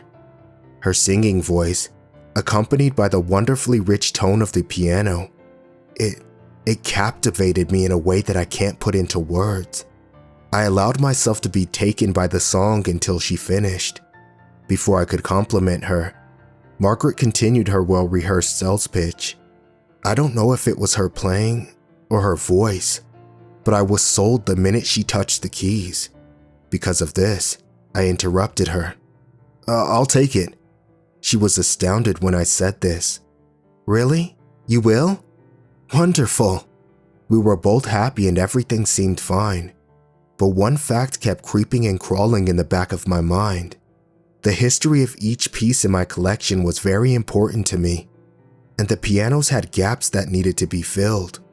"So, have you lived in this house your whole life?" I asked, secretly fishing for information. "Yes, as did my parents. This house is very old, older than even the piano. And your great-grandfather, he lived here as well?" I asked. "Yes, he did." "Well, redwoods only grow in California, and they're truly massive. It seems unlikely that he would have made the trek out here or even been able to chop one down, especially with the many trees at his disposal." It was at this point Margaret realized I caught her in a lie. She apologized to me and came clean. It would seem that the piano was made from a red tree, just not a redwood. Instead, it was a strange tree located deep in a nearby forest. Being an avid historian, Margaret's great-grandfather knew all about it. This particular tree was a local legend, and it had always been his dream to find it. It was known as the Blood Tree, a sacred place of Native American worship from a time long since past. Anyone who touched it was said to live a long life filled with luck and prosperity. Those who wounded it, however, would forever know fear and misfortune. Her great-grandfather, of course, fell into the latter category. Though she claimed not to believe in the legend, she was worried the curse would scare off anyone who wanted it. Dark past or not, I still wanted it, even more than I had previously. Despite Margaret's deception, I attempted to offer her money. She wouldn't have it, insisting I just take the thing off her hands. That would have been fine, but I couldn't bring myself to offer nothing in return. Eventually, I broke her down, handing over an envelope with a few $100 in it. She reluctantly accepted and helped me lift the thing into the bed of my truck. I waved and drove off, satisfied with my purchase. Later on, with the help of a friend, I positioned it in the perfect spot in my living room. I had a new piece for my collection, and all was right in the world, or so I thought. For a few days, my life continued as it normally did. My routine remained unchanged. The only difference was the new piece of furniture that grabbed my attention whenever I entered the room. After a while, I barely noticed it was there. Despite its beauty, it soon blended in with the rest of my home, much like the other items in my collection. One night, however, changed this. I had just laid down and began drifting into a light sleep when a loud bang downstairs jolted me awake. I jumped out of bed and took a moment to gather my wits. The sound was unmistakably the piano's fall board slamming shut over the keys. That could easily happen on its own had I left it open. This was not the case. I hadn't played the piano once since I procured it. So what created the sound? I raced downstairs in an effort to satisfy my curiosity and put my mind at ease. What I found did neither. The piano's fall board was up. Not only had it not shut over the keys, but it was inexplicably open, despite me never touching it. Confusion swam through my brain, but soon submitted to the clutches of late-night weariness. In an effort to make sense of things, I shut the fall board and chalked the noise up to an animal outside before venturing back to bed. Nothing to worry about. The next day was pretty normal, at first. I woke up early, took a shower, brushed my teeth, and started my commute. I worked and dealt with the stress that came along with it, just as I always did. The piano was the furthest thing from my mind. It wasn't until I got home that it crept its way back in.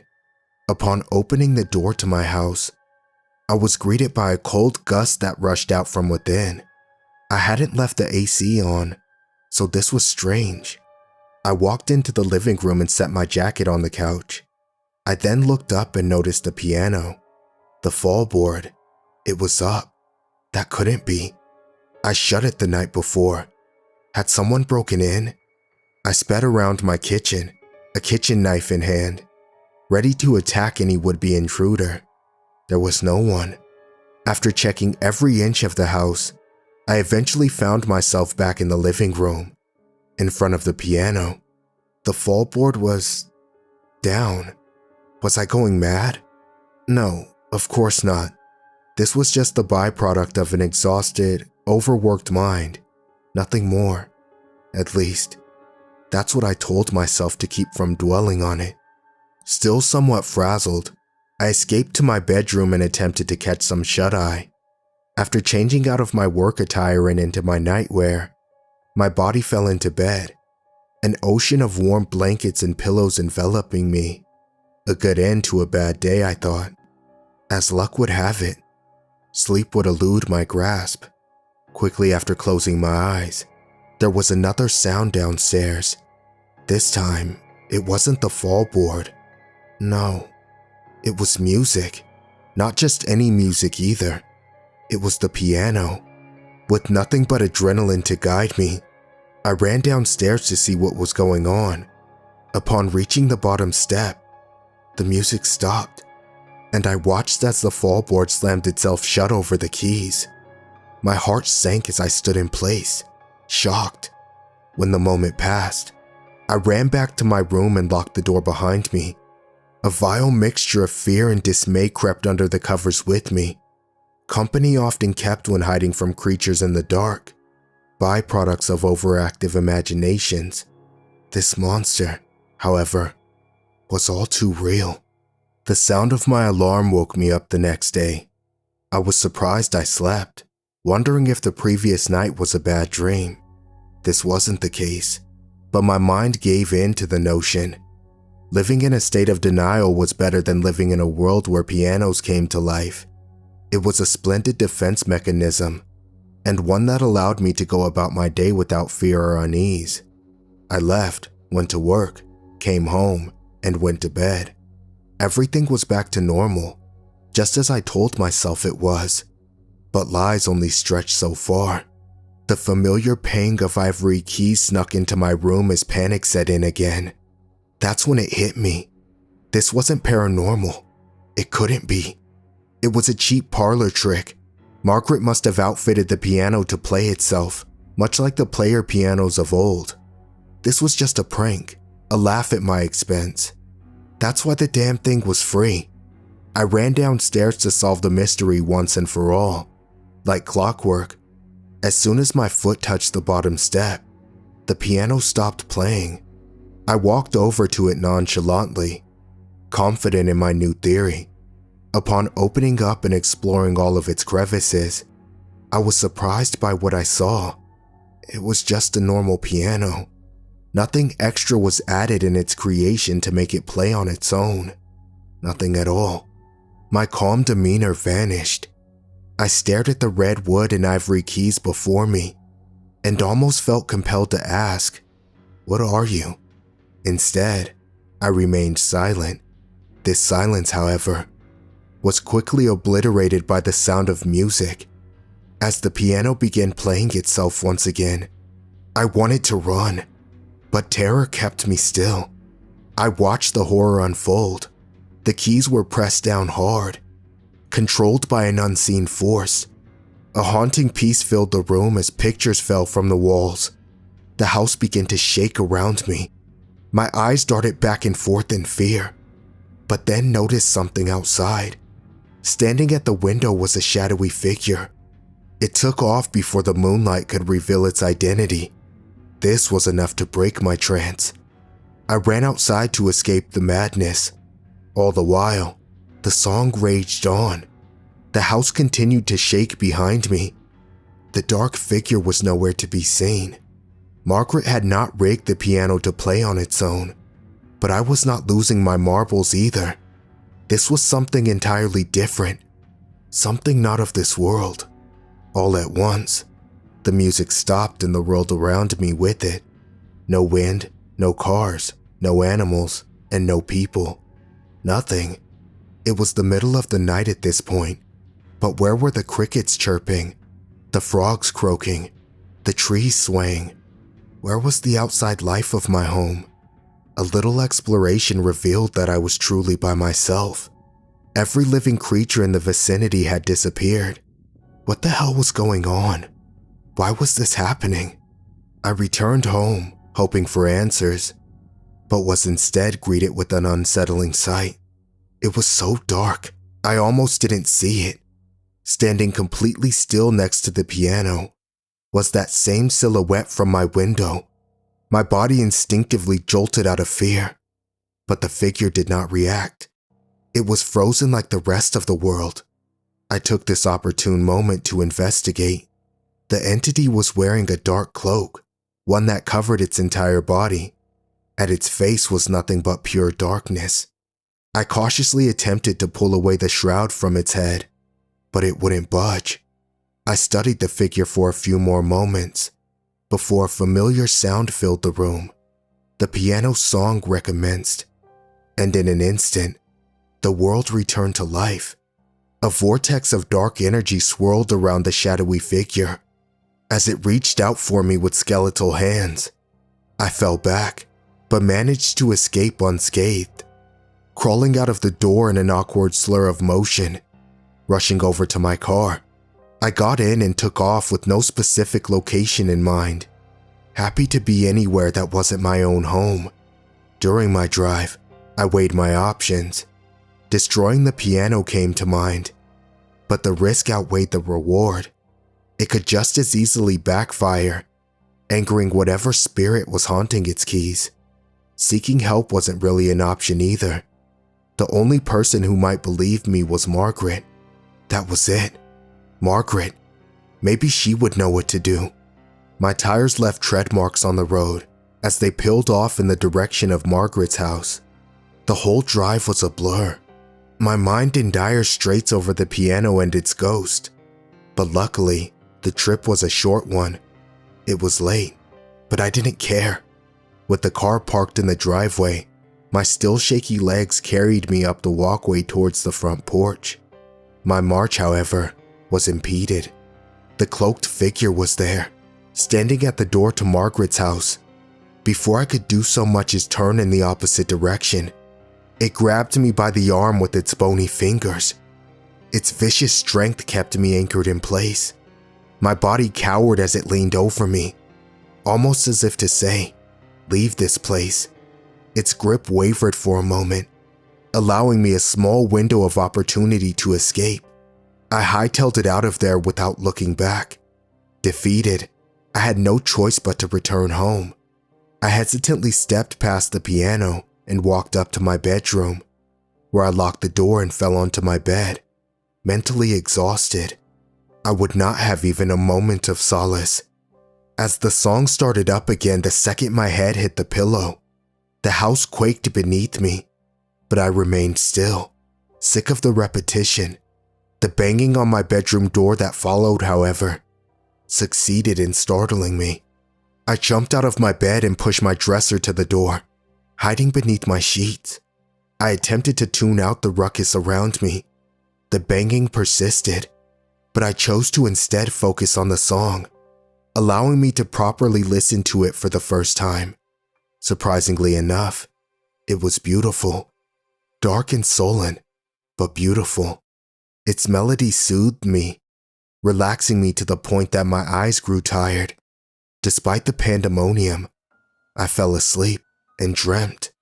The dream world that I found myself in was different from that of my usual dreamscapes. It was overwhelmingly vivid and ambient. Words like surreal and otherworldly just don't cut it.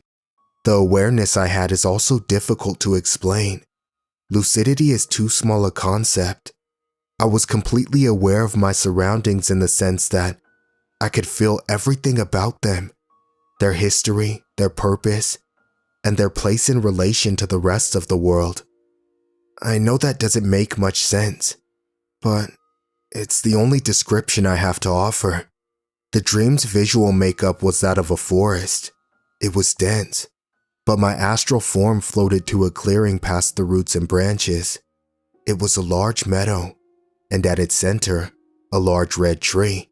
Every fiber of my being knew where I was. This was the blood tree, the precursor to my piano, the building blocks of a haunting in the form of a sacred plant. As I marveled at the beauty of the blood tree, a person stepped out from behind it, a Native American. He didn't speak. He simply pointed at the tree. This is when the piano leaked into my dreams. The song played as glowing lines ran up and down the tree's bark. The Native American put his hand on the wood, motioning for me to do the same. Bewildered and awestruck, I obliged. The glowing lines raced past my skin. It was an incredible sensation. All these lines traveled. My eyes were filled with visions. A glimpse into the blood tree's past. Its bark wasn't always red. Willing Native Americans came up to the tree every year, sliced their hands open, and placed them around its trunk. Their blood then dripped into its base, representing the lifelines of their people. It also signified becoming one with nature, feeding the tree life from within. It was the anchor that kept their community together. This is where they gathered and enjoyed life. A place free from worry or judgment.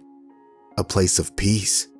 More moments came to me as the glowing lines circled our hands. This is also where the natives buried their dead. After placing one of their own in the earth, one of the elders would play a song on what appeared to be an ocarina, the same song my piano played every night. It was their song of death. When it was all over, a final offering of blood was taken from the fallen and painted onto the blood tree, granting their spirit safe passage to the afterlife. When the vision ceased, my new friend released his hand from the bark, reached into his satchel, and pulled out an ocarina. He began playing the song of death, but then stopped. He handed it over and motioned for me to play instead. I wasn't sure what he was up to, but felt no need to defy his wishes. With a little practice, I was able to get the hang of the instrument and play the song he sought to hear. As I played, the blood tree began wilting, its bark changing from red to black. My friend was ecstatic. For some reason or another, this is what he wanted. It wasn't until I woke up moments later in bed that the pieces of the puzzle clicked into place. Margaret's ancestor had taken the native's headstone. More than that, he violated their connection to nature, as well as with one another. The tree and its spirits had to be put to rest once and for all, and there was only one way to do this. I can't explain how, but I knew I needed to play the song of death on the piano, the whole way through, without interruption. It was the only thing that would break the curse. I ran downstairs and put my plan into action. When my hands touched the keys, the house violently shook, knocking frames and furniture all over the place. I kept my composure. Out of the corner of my eye, I saw the dark figure standing at my window again. Still, I continued. I had an obligation to persevere. If not for the tree or its ghosts, then for myself. The nightmare had to end. The cloaked entity materialized at different spots in the room, sometimes next to me, other times breathing down my neck. I paid it no attention. Despite my fear, I had come too far to let my balance waver now. Just as the shadowy figure sat next to me at the piano, I struck the final note of the song. The madness around me stopped. A weight was lifted from my shoulders and those of many others. I turned to the figure beside me and noticed the pelt of dark energy surrounding it was no longer there. I reached up and pulled the shroud from its face, revealing its identity. It was the Native American from my dream. He threw me a thankful smile before vanishing, happy to be released from his purgatory. I too was elated.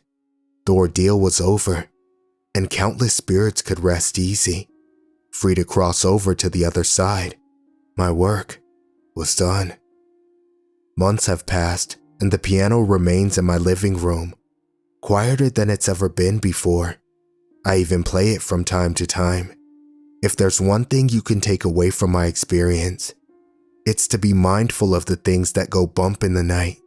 Some of them might just be wayward souls trying to communicate, begging for a chance to be heard by the living. Try your best not to be frightened. You might be surprised by what you can do to help.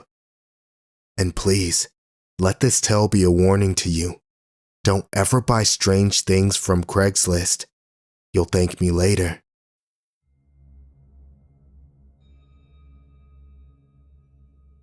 Recall your earliest childhood memory. How old are you in this memory? 4, maybe 5? Developmental neuroscience tells us we do not form episodic memories before the age of 3.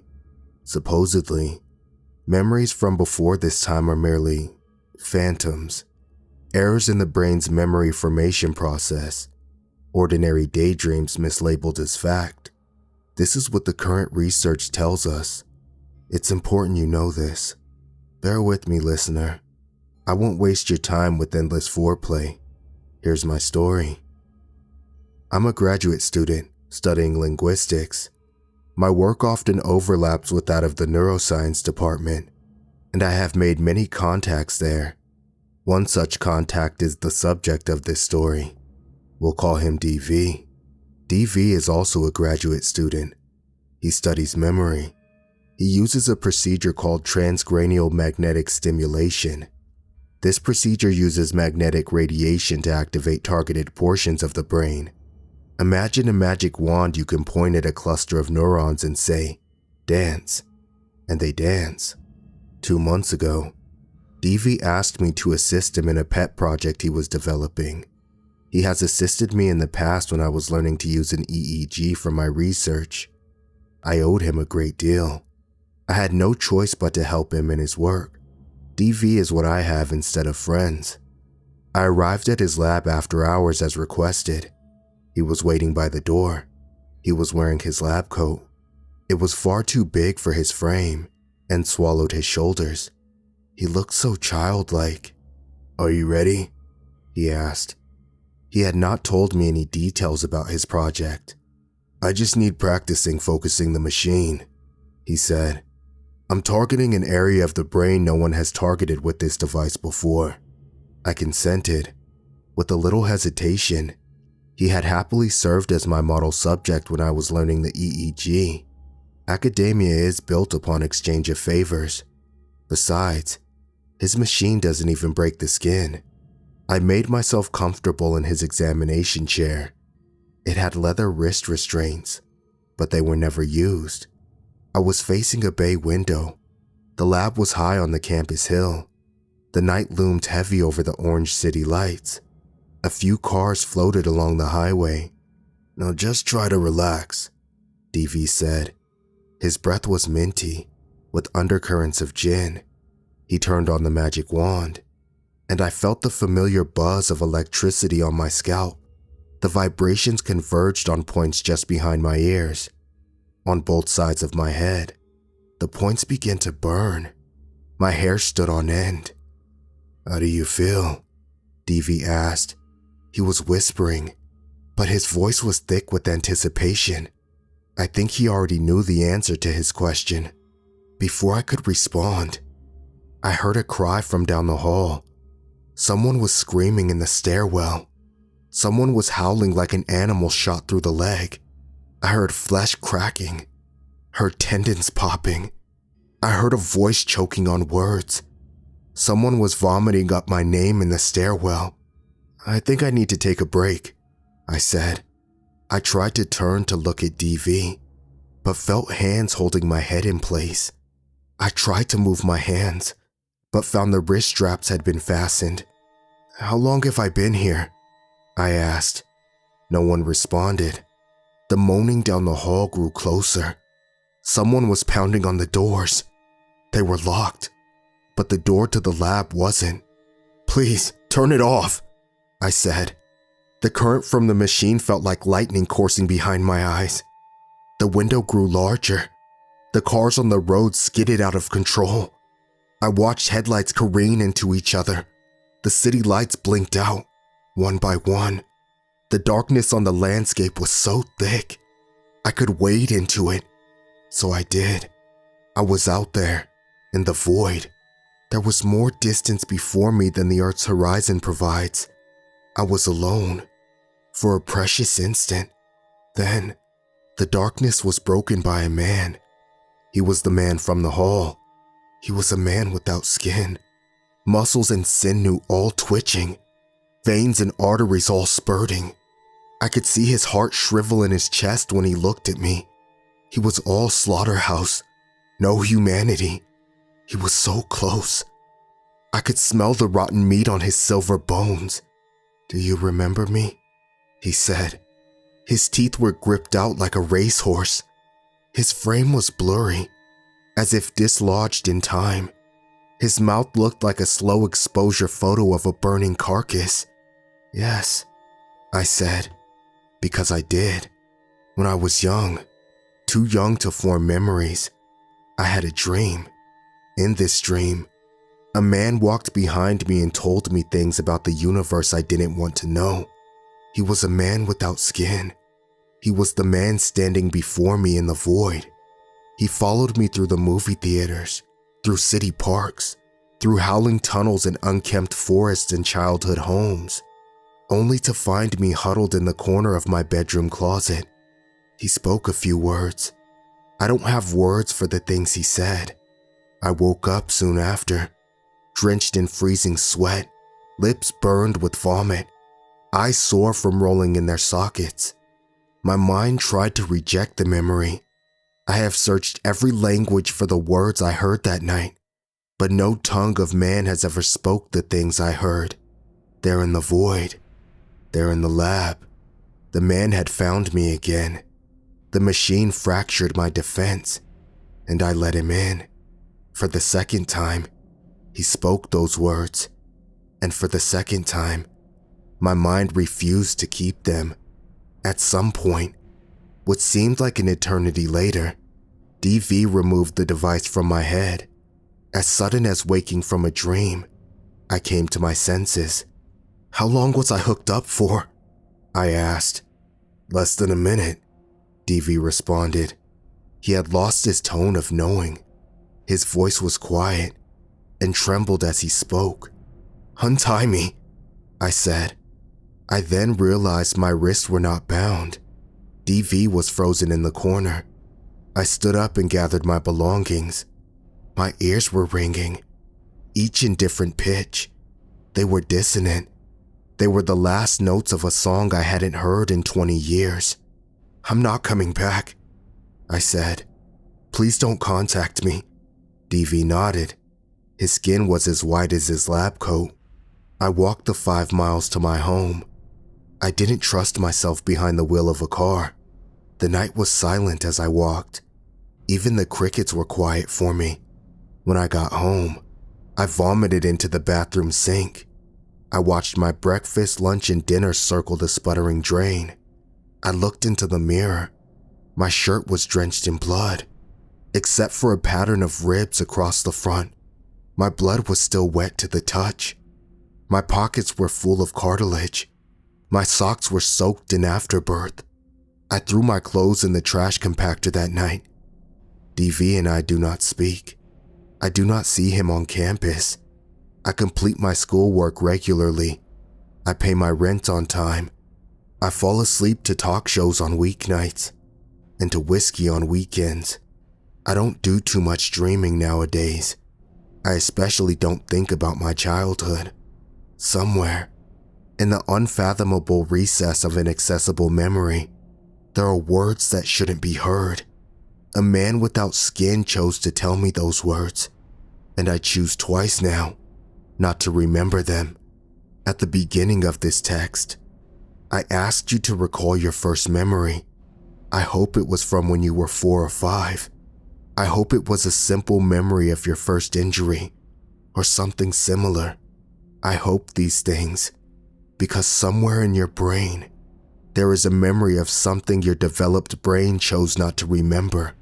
I hope these things, because the infinite horror of those forgotten words is too great for the human mind to comprehend. I hope your dreams are blissful, and your nightmares leave you happy to be awake. Most of all, I hope that this story keeps you from exploring those damning and boundless vaults of your mind. When we are born, we have no defense against the world, physical or mental. Perhaps it takes a few years to build these defenses. Perhaps the things we see before then are better left forgotten.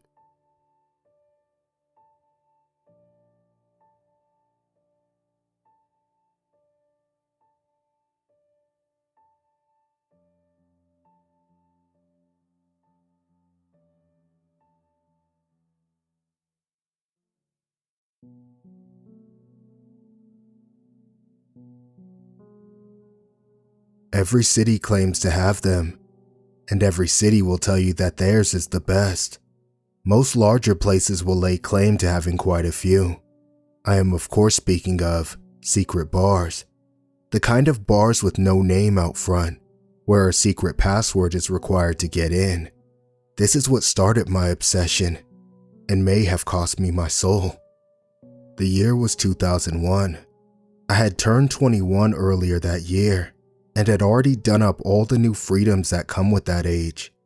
I had done bars, casinos, you name it. At first, it was so cool, because for years I had felt like a kid, like some wet behind the ears idiot that the rest of the world just patted on the head. Even after turning 21, things remained annoying. People would hear that I was 21 and treat me not like an adult, but as a new adult, like a grown-up that still needed grown-ups. I was annoyed.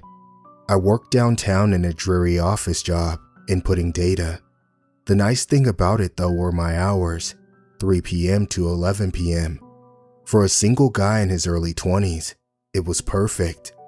I got to sleep in every day, and I would get off work just in time to take a quick walk from the New Orleans Central Business District, cross over Canal Street, and bam! I was in the middle of the French Quarter, land of booze and women. Lots of fun times were spent down there. But as I said, even that began to get boring, really boring. So, I began to research secret bars. I found a few right away, and most of them were just as boring as the regular bars. One in particular, called Mythique, was located up a narrow stairwell, accessible only through a tiny door located under the bar downstairs. Once I got up there though, it was just another bar. The clientele was a bit more pretentious. Most of them thought they were the second coming of Lestat, but in the end, it was just the same thing. A bar, drinks, people, and the usual crappy music. I remember one night, I was at home in my tiny apartment, using Metcrawler. Remember, this is 2001, and searching for more secrets in my city that I was now old enough to exploit. I kept finding links to the same boring places I always went to. Then my email binged, or should I say announced, "You've got mail." I clicked open my email and saw the heading for the message read, "Secret Bar." Now, I was sure if I had asked anyone on my AOL buddy list for help, and I didn't recognize the sender, I figured maybe I was in a chat room one night and asked around, but I figured it was worth a check. The email was simple and short, and read something like this: "Secret New Orleans Bar. Looking for a journey? Not afraid of hell? Not too shy for heaven? Then come visit us. Be in Jackson Square tonight at 2 a.m. Wear a black shirt and gray pants. And have a cup of coffee in your hand. Seat yourself in the third bench. This is your only invitation. Miss it, and you will never be invited again. P.S. Come alone. Tell no one." That was the end of the email. I was lucky that my job required me to wear a suit. because it just so happened that I had a pair of gray slacks. I put on a black shirt and realized that I actually looked pretty good. I figured this could be a prank, but even if it was, even if it turned out to be nothing, I would go out and have a few drinks anyway, maybe even get laid. I didn't have to go into work the next day, so this night could turn out to be fun anyway. However, I may have been a bored, idiotic 21-year-old, but I wasn't totally stupid. This could also be a trick, a trap, or something worse. So, I called my best friend Mike up. I told him that I was going out with some strangers from work, and that I wasn't sure about them. I told him I would call him by 4 a.m., and if I didn't, for him to call and check up on me. I told him I would be in the quarter. Mike had to be up for work at 4 a.m., so it wouldn't put him out of his way to call me when he got up. I left my apartment at around 1:30 a.m. I lived about 15 minutes away from downtown, but I figured I would make sure I was on time. By 1:55 a.m., I was sitting on the third bench in Jackson Square, sipping on my coffee and waiting. At 2 a.m., the cathedral bells rang out twice, and I received a tap on the shoulder. A gorgeous woman was sitting next to me, and I thought to myself, this is too cliché to be real. To me, she seemed like a walking cliché of a hidden bar. Goth girl, mid-20s, really hot. Yeah, she was from the bar. I knew it from the start. "I'm Jody," said the woman. "Well, at least you're not Raven or Death or Lilith or some other stereotypical goth name," I replied, but I did so with a smile. She returned my smile with one of her own. "Nope, always have been, Jody. And you must be Kurt, right?" She knew my name. Very cool. Of course, my name was on the AOL profile where the email was sent, so if this was her attempt at a cool trick, I was one step ahead. "Yep, Kurt, that's me. I guess you're here to show me to the secret bar?" I asked. "Only if you're ready to journey to hell, or heaven, depending on your taste. We like to consider this to be the first back out point for new clients. You can decline the invitation now and go home, or to some other bar, or wherever you'd like. Only be warned that no other invitation will ever come to you again." I considered this and decided that it was already after 2 a.m. I was out, dressed up and full of coffee. I wanted to see this place. "Lead on, Miss Jody," I replied. She stood up and began to walk ahead of me, at a rapid pace I might add. We walked in silence for some time, weaving deep into the quarter, past Bourbon Street, past all the loud and drunk tourists, past the warm and safe lights, the cop cars, the music from the bars. Before long, we were in the dark part of the quarter, mostly residential, and very few people were on the streets this way. She suddenly stopped and walked up to the stoop to a private residence. She fiddled with the keys, opened the door, and gestured for me to enter. "Wait, is this someone's house?" I asked. This is the house where the dead scream in silence, where the walls rot, where pain becomes pleasure, where pleasure becomes death. This is the house of Din, he who dwells on the Black Star. Enter." I thought this was the coolest pitch for a bar I had ever heard. I figured it was rehearsed, but she said the whole little phrase with a lot of conviction. I had no idea who Din was, and I certainly didn't know about Black Stars, but I did have a desire to push on. She walked me into the house, which was empty. No furniture, no nothing. Now, French Quarter real estate isn't cheap, so if this place was renting a house just to serve as a cover for a bar, they clearly took themselves seriously.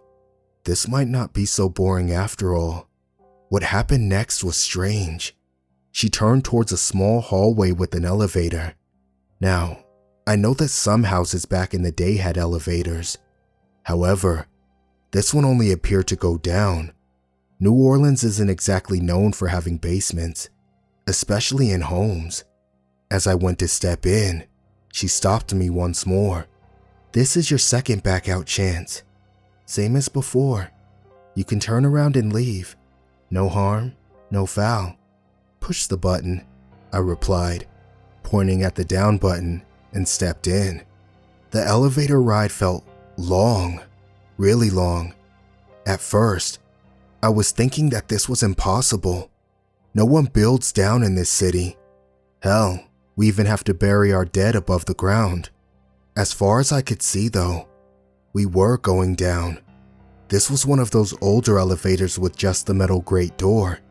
I could see wood and metal going past us, and this eventually gave way to stone. I was about to question this when it occurred to me.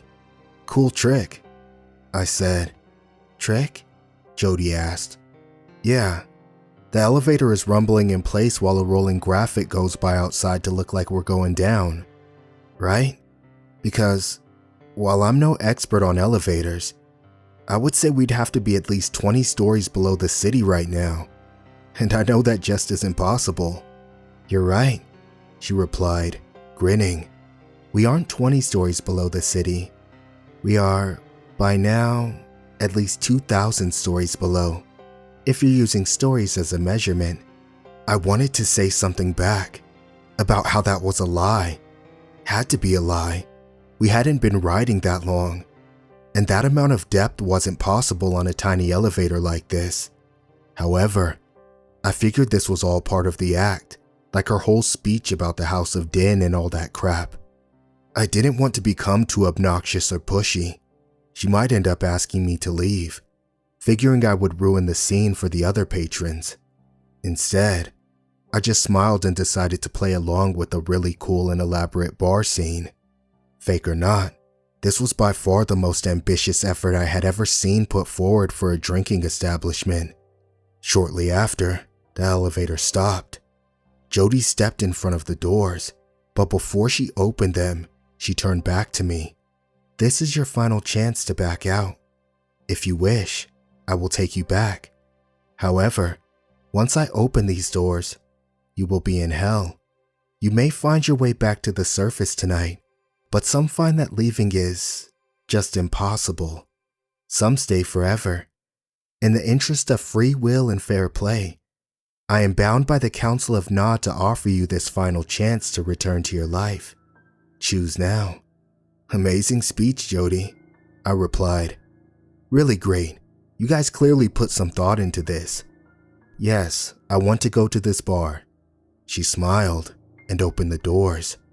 A small door sat at the end of a wooden hallway that looked like it may have been built around the time of the pyramids. There were no lights. I could only see by the small electric light in the elevator and the light coming from the door ahead. I walked forward, and as soon as I stepped off the elevator, the heat hit me. I wasn't so hot that I couldn't take it, but if anyone has ever experienced being in an attic on a really hot day with no ventilation, then you'll have an idea of how this felt. The air was thick beyond description. I instantly was covered in sweat, and I knew that if I stayed in this hallway for too long, I would surely pass out. I turned to look back and saw the elevator already heading back up. From what I could see, there was no button to call it back down either. I guess Jody wasn't kidding when she said that was my last chance to back out. I crossed my fingers that the bar would be air conditioned and walked forward into the light. What happened over the next couple hours is largely a blur. I will tell it as best I can. I entered that bar. It was small, very small, about the size of a bedroom. There was a single wooden bar, 3 bar stools pushed up to it, and 3 small tables in the corner area. The room was poorly lit. Only a small light bulb hanging from the cord was providing the light. However, it was well lit enough to see everything, and sitting right on the bulb seemed most logical. There was a small shelf behind the bar, typical setup, liquor bottles in front of a mirror. There were 5 others in the room, plus the bartender. I saw a gothic girl sitting at one of the tables, sipping a drink with a rather plain-dressed man. There were 2 gentlemen at the other table. One was wearing a business suit. The other was wearing that awful cowboy attire that was popular in almost every walk of life, even secret bars. There was another woman, average in appearance, probably in her mid-30s, smoking at the other side of the bar. Of course there was me too. So that completed our little circle. There was no music playing. The walls were old wood, oak maybe. The bartender, now he was a classic. White shirt, black pants, suspenders, and a bow tie. Like something out of the roaring 20s. It was still hot too. Nothing as bad as the hallway, but pretty awful. Liquor would only make me hotter, but I was here now. I figured I would at least test the waters. Now, as far as liquor, I saw no bottles that I could recognize. None were labeled. There was no beer either. No name brands, no cash register, no bar mat. This place was as simple as you could want. After a moment, the bartender spoke to me. "Welcome to hell," he announced, smiling. Cool name, sort of expected it though. I tried not to sound rude or pretentious. They had put on a great show tonight, but calling the place hell? Really? Too predictable. Well, it translates differently in a lot of places. Hell is just the way you know it. Shall I call it something else? He asked, and he didn't seem to be joking or annoyed. No, hell is fine. How about a drink? Jack and Coke, please, I said. No Jack here, and no Coke either, he answered at once. What do you have then? I asked. Well, most people down here have a drink we call regret. I can also serve you loneliness. Or if you're feeling particularly bold, our house special is damnation. Wow, you guys really are playing up the whole hell thing. Okay, serve me some regret, please. He handed me a drink poured from a brown bottle. It tasted amazing too. I figured it to be bourbon and wished I had some Coke to mix it with. Apparently there was no ice here. I chuckled. Of course not. Ice in hell? What am I thinking? The drink was tasty though, and the buzz hit me quick. I ordered up a loneliness and began to look around at my fellow patrons. None of them seemed to even notice me. The goth girl was cute though, so I picked up my drink and decided to walk over to her. When suddenly, the woman sitting at the bar began to whimper. I'm so thirsty. Can I please have some water? She seemed to be pleading this to the bartender. No, ma'am, he replied with that same stupid grin.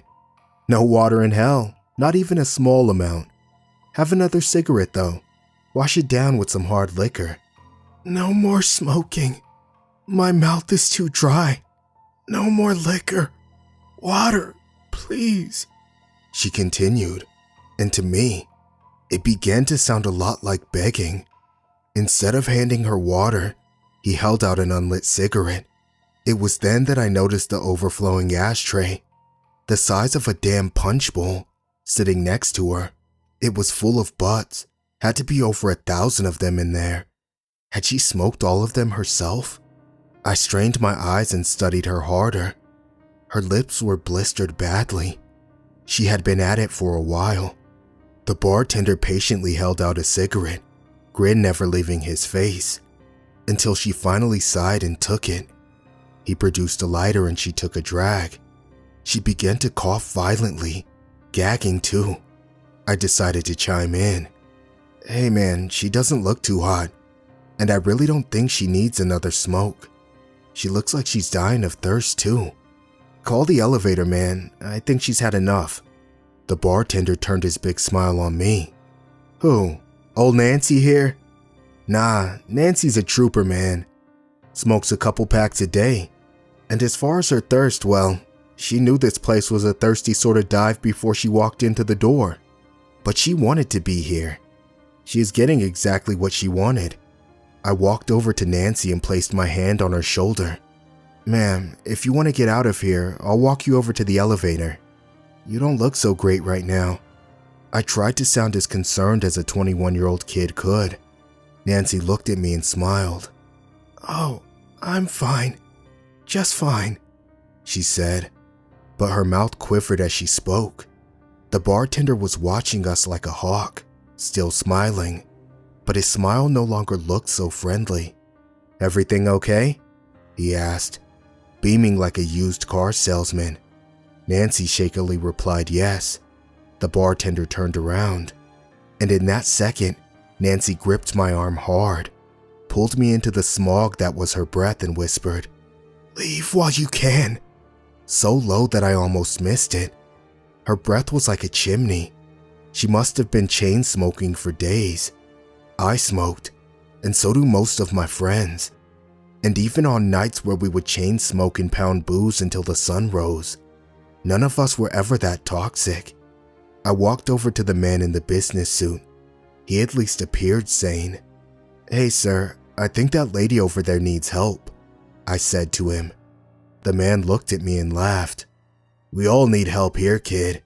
We're in hell after all," he shouted. As he did this, I looked over at the goth girl, just in time to see her begin to cut herself, deep and hard from the looks of it. The plain-dressed man sitting next to her began to laugh in a high-pitched tone, almost a giggle, and that was when I noticed that he was masturbating. Only, not in the sense that we all do at home. No, his member was raw, bloody, torn away in places, but he just kept going at it. "Stop that! Look at what you're doing to yourselves!" I screamed at them. They looked at me and I noticed that the girl was crying, but also smiling. Her eyes were practically begging to her self-inflicted pain to stop, yet she just kept cutting. I had seen enough. I reached over and attempted to pull the knife out of her hand. Just then, I felt a strong grip on my shoulder, stronger than anything I had ever felt in my life. It was the bartender. He had come around the bar to grab me. "No, no, sir," he screamed into my ear. "Every patron of hell gets to enjoy their treats without judgment. After all, judgment has already been passed. We exist beyond that now. Let her cut. She loves it after all. Can't you see she loves it? She's smiling ear to ear." The bartender dragged me back to my stool, and with great speed, was somehow back behind the bar again. "Now, you wanted secrets, right, Kurt? You were bored and wanted more. That is what you came for. Now drink your drink before I beat your fucking face in." Through all of this, he never stopped smiling. He slammed a glass before me. A murky liquid was inside. He grabbed my arm and began to squeeze, the pain becoming unbearable. My mind began to race. This was no bar. This was something, but not a bar. I wasn't ready to believe I was actually in hell, but I knew I was somewhere bad. "Drink your drink, sir," he screamed again, and fearing that I would pass out from the pain, I slammed down the liquid in front of me. It tasted horrible.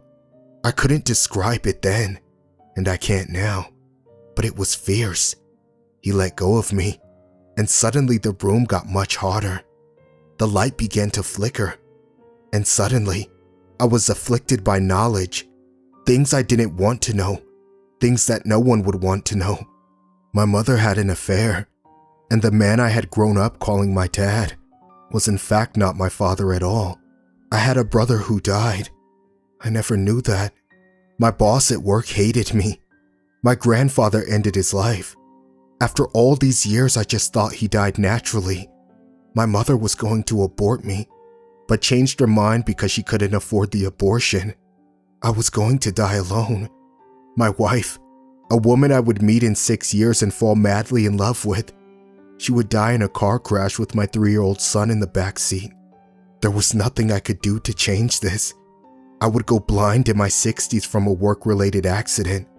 There were currently 34 people in the world right now, some who I thought of as friends, who wanted me to die. They hated me. No one, not my mother, not my father, no one had ever loved me at all. Those were just a few of the secrets that had suddenly hit me. There were thousands, maybe millions more, but by then, my mind couldn't process them all. There were some things about me, things about people I knew, that were so dark that I'm thankful that I couldn't remember them, because to dwell on them for even a second longer, that would have driven me to madness. Frantically, I looked around the bar. The woman Nancy who was still smoking, only her throat was on fire. A small red glow smoldering right in the middle of her throat. She was clearly in the worst pain of her existence, but she continued to take puff after puff of her cigarette. Each time she did, the glow of her throat would get brighter. I looked straight ahead into the mirror behind the bar, seeing the gore fest that had begun behind me. However, what took my attention was the small black figure standing directly to my right. It was maybe 5 feet tall. Its skin was jet black. The only thing that stood out was its eyes. They were human eyes, but bright, not glowing, just bright enough to stand out from the onyx of its face. It had small horns on its head. It had very white, very sharp teeth. Somehow, I knew this was Din, and I was in his house. I looked towards the door, but it was gone. The heat continued to get worse. The secrets were still popping up into my mind, each worse than the one before. Entire dimensions of my soul were being revealed to me, all of it horrible. Just then, my cell phone rang. The ringtone, something from my world, something from up above. It grabbed my attention, and in that moment, the secret slowed down a bit. I looked down. It was 4 a.m. Mike. Mike was calling to check up on me. His name, Mike. Yes, I have a friend named Mike, my best friend. The more I focused on things that were real, the more stable things became around me. The secrets were almost stopping now. The macabre scene around me was slowing down too. Nancy was back to just smoking again. The goth girl wasn't cutting. That sinister face of Din, it had also retreated just a bit. Mike, my oldest friend. Yes, we grew up together. We rode our bikes together. We had sleepovers, pizza parties. And the more I focused on the real world, if I could just... The door was back. I bolted for it. "Stop!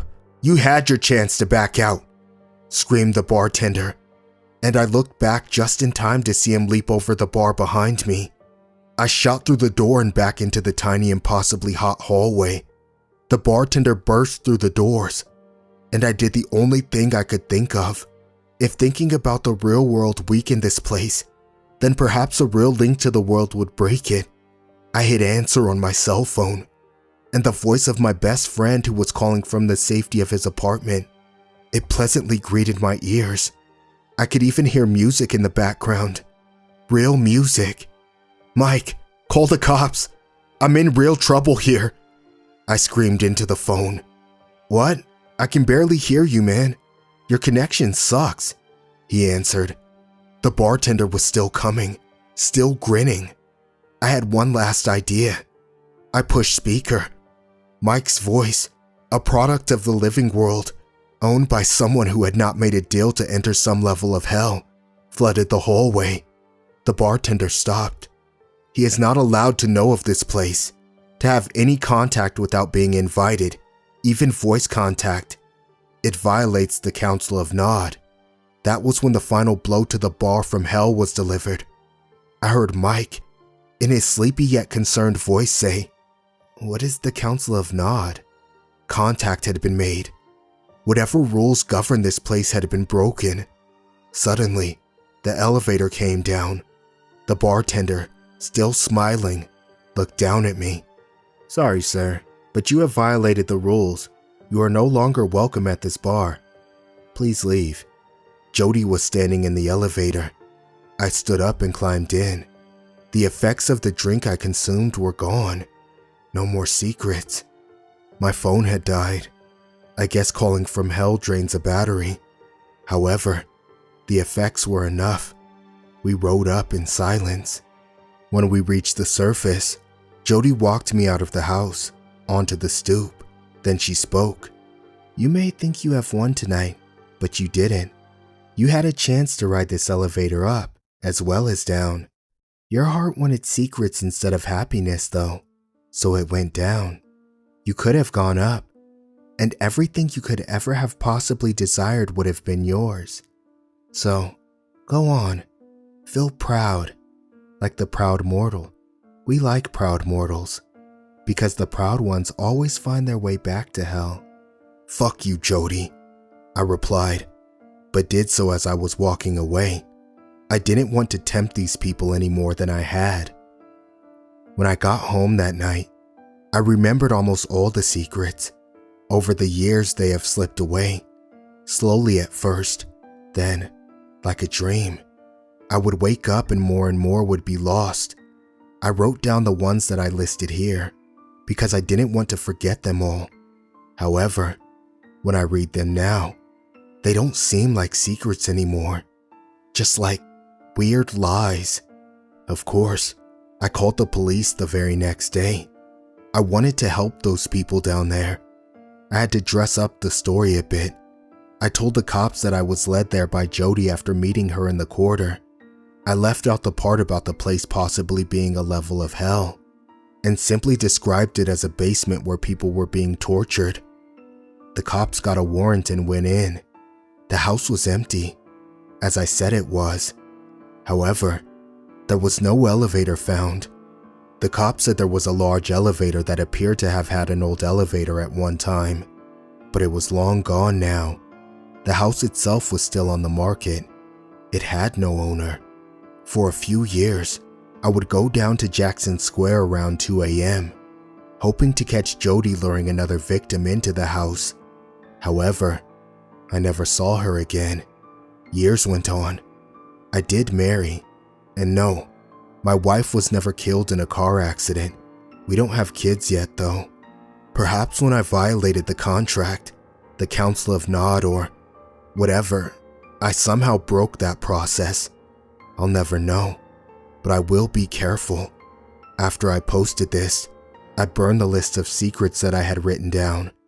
Of course, I could always read them on here, but I won't. And in time, hopefully I will forget them too. I never confronted my mother about the abortion plan, or asked who my real dad was. Those secrets seemed so real. But Satan is also called the father of lies for a reason. I'm not sure if Din is Satan, or just a lesser version of him, but I doubt that Din is a very honest sort either. I post this as a warning though, a warning to be careful when seeking out secrets. Some things are kept secret for a reason, and to know them is to know madness.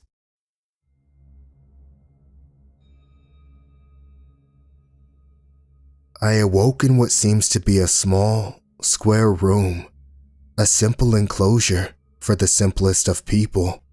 All that I can see is a chair underneath a singular beam of light, establishing a dominating presence over this dark chamber of solitude. I have no idea where this room is, or how I got here. An irritating feeling of cliché infects me. Was this some poor attempt of a test? With me having the honor of being the lost soul in need of redemption for my sins? I scoffed at the thought. I hear dripping close to me, a low monotonous sound that softly infiltrates my eardrum as it hides in my tenebrous surroundings.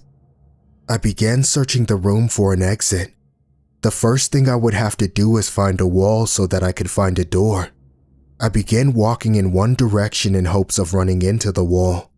I walk into the darkness, and I shouldn't have done that. Suddenly, I felt an extreme chill. It's colder than I've ever been in my entire life now, and I'm overcome with an amalgamation of sadness, hopelessness, and depression. I keep walking, but each step increases my unrelenting agony. I suddenly see a familiar single-lit area and a chair. I ran toward it and embraced its warmth. I panted vigorously, as if I had done a session of extreme exercise. I look at the chair next to me, its solid wood texture absorbing the warming light. I think of sitting down on it, but for some reason, I feel a menacing aura being expelled from it, as if it doesn't want me to use it.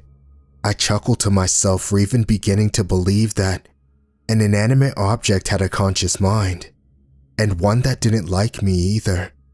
I still felt tired after entering the darkness, so I decided to lie upon the cold ground and sleep under the light's protective glow.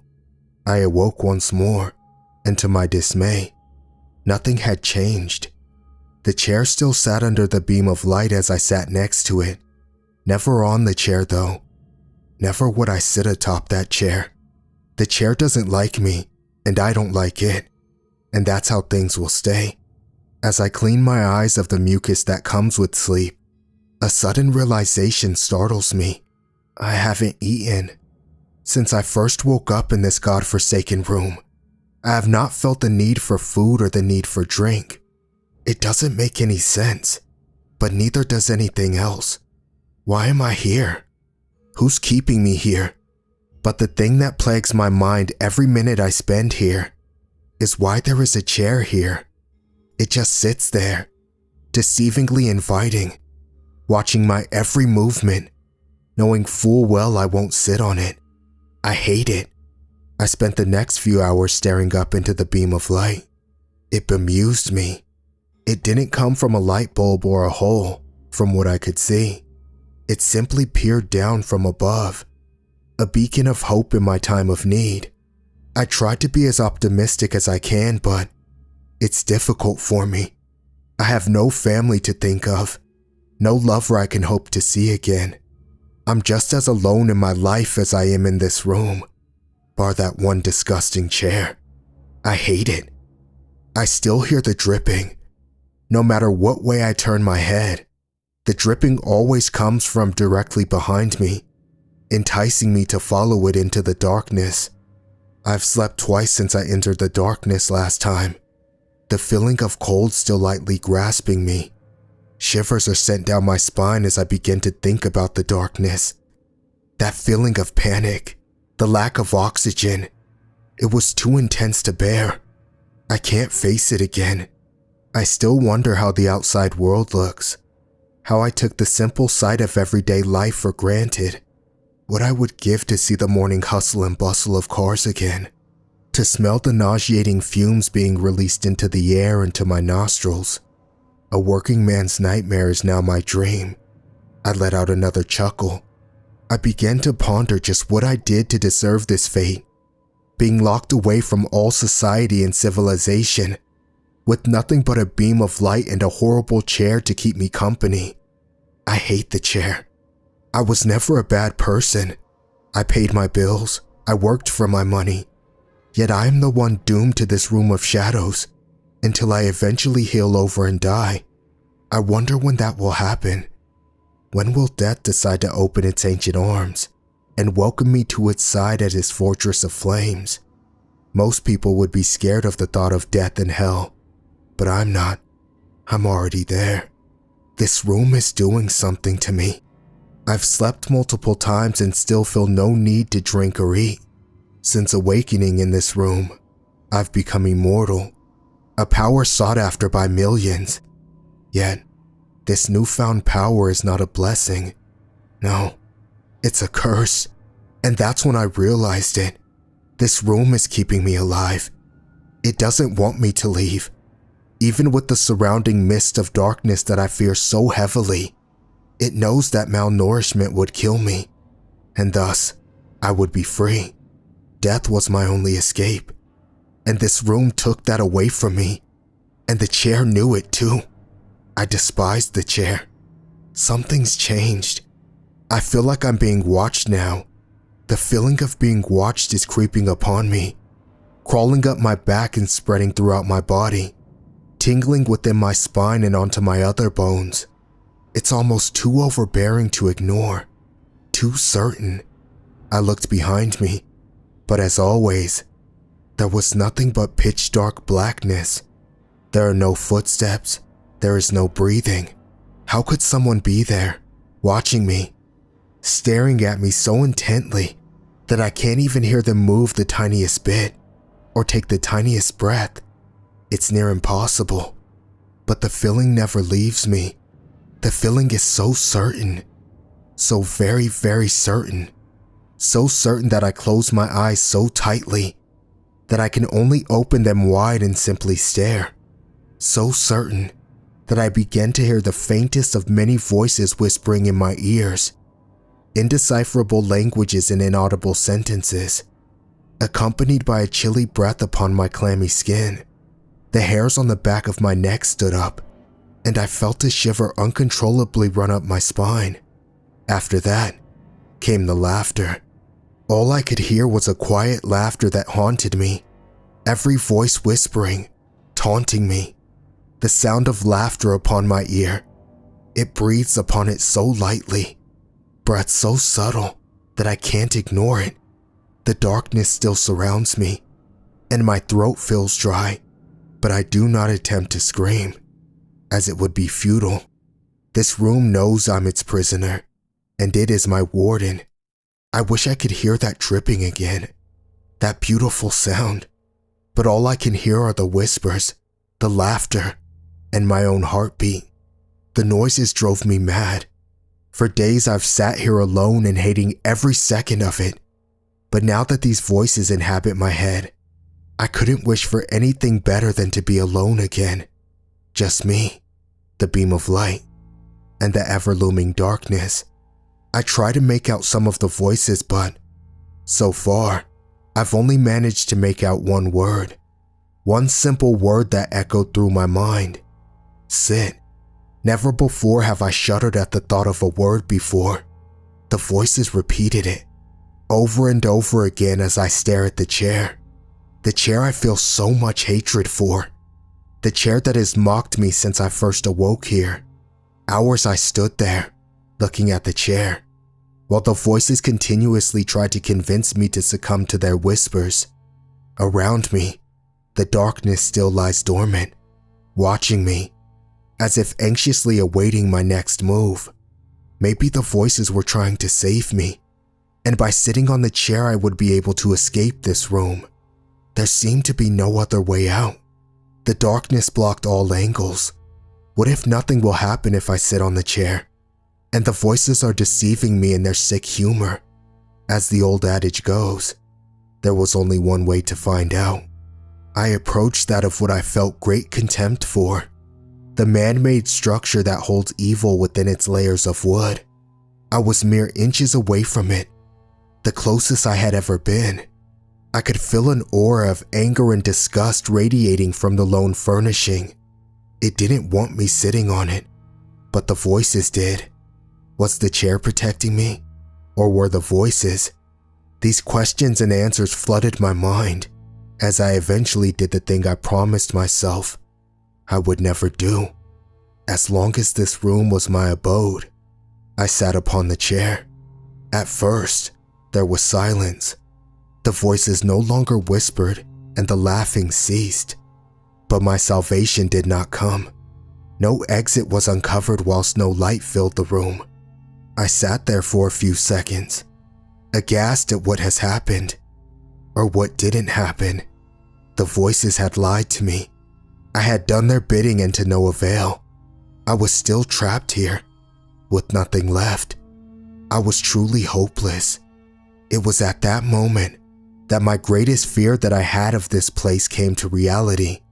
The beam of light started shrinking. Inch by inch, I saw my safe haven diminish, slowly being eaten by the shade that surrounded it. I knew exactly what would happen when the light ran out, what the darkness would do to me. However horrible the darkness made me feel as I invaded it, it couldn't kill me. It only had the power to make me feel hurt, agonizing, excruciating hurt, but it couldn't physically damage me, and it knew this. Killing me would allow me to be free from this prison, finally allowing me to rest my mind and soul. But it did not want that. It wanted me to suffer. As the impending darkness grew ever more imminent, I couldn't help but feel betrayed. The voices that whispered so softly in my ears, posing as a savior to help me achieve freedom, had deceived me worse than anything else ever could. The beam of light that protected me from the harrowing darkness now turned its back on me, leaving me to fight alone. And finally, the chair, the bane of my existence in this non-forgiving environment, playfully waited until I sat on it, The trigger that would set the darkness upon me. I will forever hate this chair. The darkness is nigh. I can no longer see my feet up to my knees. This was the end for my seclusion. I was about to become one with the darkness, taking the place of the beam of light I grew to trust. This was my fate, my undeserving fate, but nevertheless, I was doomed to accept it, and I did. I proudly put my head up high, welcoming the darkness into my arms like an old friend. As the darkness engulfed me, taking what was left of my sight, I felt a familiar chill creep itself onto my skin. My never-ending death had begun.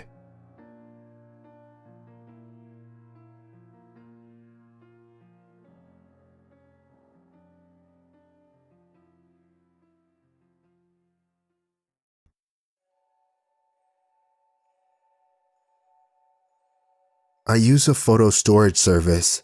It's like Google or Apple Photos, with some AI-powered features and facial recognition. One of the things it does is tag people that it recognizes across multiple photos. It keeps tagging my friend, Addie Hemsworth. There's just one problem. She's been dead for over a year. She passed away our sophomore year.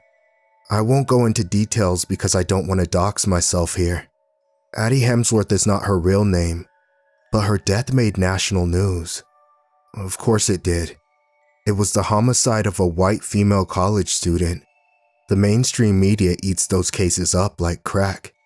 Anyway, the whole tagging thing started a week ago. I was scrolling through photos from Mike's birthday party when I noticed the app was tagging Addie. The circled area was right over my shoulder, like Addie was standing right behind me. Except, of course, she wasn't. I zoomed in on the darkness and turned the brightness up on my phone, but I couldn't see anything. Just mashed pixels and blobby darkness. I assumed it was a glitch, although the app had never tagged anyone wrong before. But then it happened again. I took a selfie of myself because I'd done my hair for the frat party later, and the app suggested the same thing. It circled a little space behind me with the name Addie, as if she were standing behind my bed. This time, however, the circle was several feet off the ground. Even if she were alive, even if she were standing behind me, she wouldn't be anywhere that high. A chill ran down my spine. I decided I needed to get out. I ran out of the dorm and walked randomly up campus towards the language art lecture halls, all held in enormous Gothic stone buildings. The first leaves were beginning to turn orange, like the sunlight was singeing just the edges of the campus. A couple laughed as they passed me. A bird squawked somewhere. I kept walking, foot over foot. I found myself standing at the entrance of Addie's dorm, Denton Hall, 12B. I looked up at the window. It was closed. 12B had stayed empty this year, out of respect for Addie. I lifted my phone and took a photo. I waited for the photo to auto-sync with the photo storage app, and then, holding my breath, I took a peek. Nothing. It didn't say Addie was in the photo. I let out the breath I'd been holding and started walking back towards my dorm. Halfway back, when I came across a tree halfway orange. In the throes of autumn, unlike the others, I lifted my phone and snapped a photo without even thinking about it. Later that evening, I realized the app said Addie was there. The circle was on the grass, as if she were lying on the ground, dead. The most horrible image flashed through my head, of Addie sprawled out on the ground, covered in gashes, blood pooling on the ground, seeping through the grass. Sightless eyes turned towards me, mouth hanging open. 17 stab wounds, they said. I shut my eyes and forced the image out of my head. Then I took a screenshot and sent it to our group chat. LOL, my phone thinks Addie's in this photo.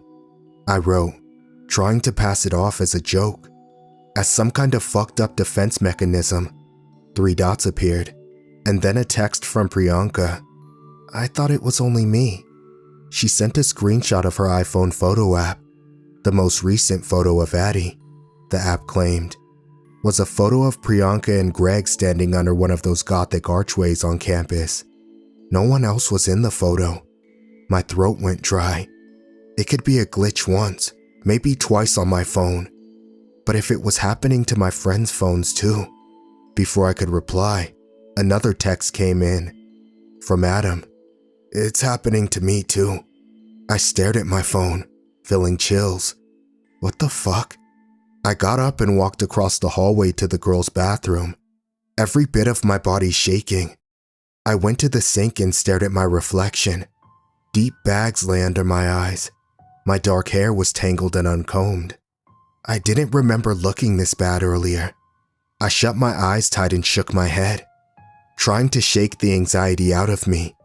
Then I opened my eyes. All the blood drained out of my face. There were 2 feet poking out from under one of the stall doors, wearing mint green flip-flops. Her flip-flops. The polish of her bare toes was chipped. Dark liquid pooled under her flip-flops. It slowly crept over the grout between the tiles, toward the floor drain, towards me. No. I whipped around. Nothing was there. I burst back into the dorm room, my heart hammering. I broke out in sobs, holding myself, shaking. This was the one time I hated not having roommates. Hated that I was so introverted I made sure to get a single. No one to hear me. When I'd recovered slightly, I picked up my phone to text the group. The floor fell out under me when I saw the notification from the Photos app. Addie Hemsworth was tagged in every single one of my photos. The phone fell out of my hands and clattered to the floor. I closed my eyes and cried harder, unable to move. When I finally opened them, through my blurry eyes, I noticed something different. There were 2 shiny scars slicing up my arms. I tore off my clothes. There were more. I counted every single one, but I already knew how many there would be. 17.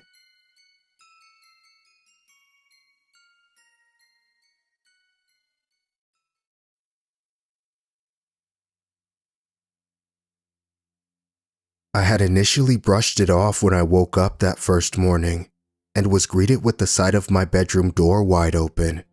My bed faced that door, and to avoid looking at the dark hallway that led from the room, I always closed it before going to sleep. So, it did come as a surprise to me to find it open in the morning. But I could have not closed the door all the way last night. Then the draft from the AC managed to nudge it, and then the hinge caused the door to swing all the way open. It was reasonable. So I went about my day per usual. Soon again, it was nighttime. Only this time, I made sure to close my bedroom door until I heard the slight click of the lock sliding into place. Morning came once again, and as any other day besides yesterday, I woke to my bedroom door closed. I got up, dressed for work, and headed into the living room. The door to my pantry was open. Not cracked open or half open, but so completely wide open that the door was resting as far as it could go on the connected wall. Last night, I had gone out to eat with some friends, so I knew that I wasn't hungry in the evening and wouldn't have gone into the pantry. But maybe I left it open that morning when I left for work. I had gone in there yesterday morning and was a bit rushed, so I could have left it open. It was reasonable. Still, I forced myself to go about my day unfazed. The next morning, the door to my guest bedroom was wide open. I never went in there, since I barely ever had guests, and only about once every few months did I go in there to clean it. However, I happened to stop by that room the other day to grab some extra sheets. Since I rarely go down that hallway, never mind look down it every day, I could have left it open when I grabbed the sheets, and didn't realize that I didn't close the door all the way. It was reasonable. The next day passed by in a paranoid blur. I kept checking over my shoulder, never quite focusing on what I was doing at work. Sleep didn't seem like it would come easy, so I downed a few melatonin and was out. Early next morning, I shut off my alarm and sulked about getting ready. I was still a little drowsy from the pills, but nonetheless, headed out of the bedroom without delay. I was met with a slight breeze as I went further into my house. I rubbed my arms as the house seemed to grow colder and colder as I made it to the living room. My feet froze as I took sight of my front door completely open. Now, I knew that I definitely didn't leave the front door to my house unlocked and wide open. The only logical conclusion was that someone must have broken in, stolen some valuables I had. I called 911, texted my boss that I would be late, and waited for the cops to arrive. They came shortly thereafter and immediately set to work. They investigated everything in my house, from the front door to the bedroom. I sat on the living room sofa the entire time, and once they had finished, they came to join me in the conjoint love seats across. Now, the memory of the conversation is slightly fuzzy, but it went as follows almost exactly. "Miss," one of the officers began, "did you notice any valuables of yours missing? Any jewelry or maybe some cash?" I had shaken my head, saying no. "I don't keep that much cash in the house, and the only expensive jewelry I have is my wedding ring. Last night I had fallen asleep with it on, since most days I couldn't bear to take it off, even though Philip and I were divorced. It remained on my finger, even now as I type this out." "There doesn't seem to be any forced entry," the other officer began, clasping his hands in front of him. "Heck, I'd even go on to say that whoever opened that front door had a key. Are you sure you closed it last night?" "Yes." I sat up straight in my seat, annoyed that these officers would accuse me of such. "You think that I wouldn't make sure my front door was closed before going to sleep?" One of the officers held a hand up, gesturing for me to take it easy. "Ma'am, we're just saying. There's not a single sign of a robbery. Nothing is missing or indicates a break-in." She put her hand down. "Does anyone else have a key to your house?" "No one, just me. I bought this place after my divorce. Do you keep a key under the mat outside?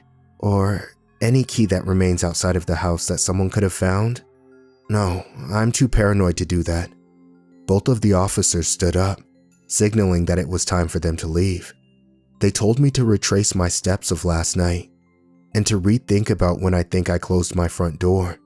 Then one of them gave me their card, telling me that I can call them personally if anything else happens since they are already familiar with my case. They probably thought I was some crazed loon who had gotten drunk or high last night and had forgotten to close my front door. But, I mean, what other explanation is there? Is there even one? I just can't believe that I had slept through the night, unaware that my house was wide open for anyone to walk into. I ended up skipping work that day. Something was happening in my house that occurred while I slept, and I was going to get to the bottom of it. I couldn't just brush it off like before. That night, I slipped into bed. I knew that whatever was causing my doors to open only occurred while I slept. Yet when I closed my eyes, sleep wouldn't come. Maybe the fear of this situation was enough to keep me awake. A few hours passed, and I may have dozed off, because when I checked the clock, it was 2 a.m. This was probably a good time to check on all the doors in my house, to see if anything had happened. I went to get out of my bed when something sounded outside my bedroom. It was the slightest creak of a door opening. I froze. My eyes locked on my bedroom door. My body refused to move. It's probably just the AC nudging a door open. Soft padded footsteps sounded in the hallway from my bedroom, thumping ever so precisely. They got louder, up to the point I feared what sized being would produce that loud of footsteps on carpet.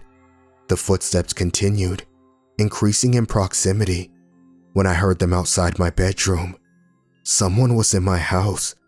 This someone must have been the one opening the doors, keen on the idea of tormenting me. Maybe some homeless person snuck into my house at one point in the last few days. I heard the faint jiggle as something latched onto my doorknob. Then it was turning, and my door gave the slightest creak to let me know that it had been opened. Petrified, I remained completely still. I hastily glanced about my bedroom. I had no windows to escape out of, nothing but my phone, which was resting on my nightstand.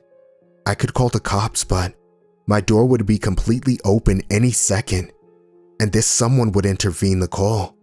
Who says they're not clutching a knife and prepared to take me down if necessary? This person has been about my house already while I sleep, and I figured, if I pretended to be asleep, they should just leave me alone just as they did the previous nights. Immediately I grabbed my phone, flopped into bed, and pulled my covers to my chin.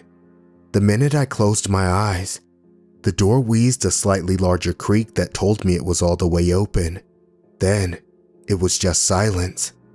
Whoever had opened my bedroom door was just watching me. I forced all emotion from my expression as I pretended to sleep in my bed. My phone was clutched in a death grip against my chest, my entire body going still. Suddenly, I felt the hot wisp of someone's breath on my forehead. I shot up in my bed, launching myself against the headboard. My eyes were wild, my chest struggling to move so to keep the air going in and out at a steady pace. However, the air caught in my throat as my entire body froze in place.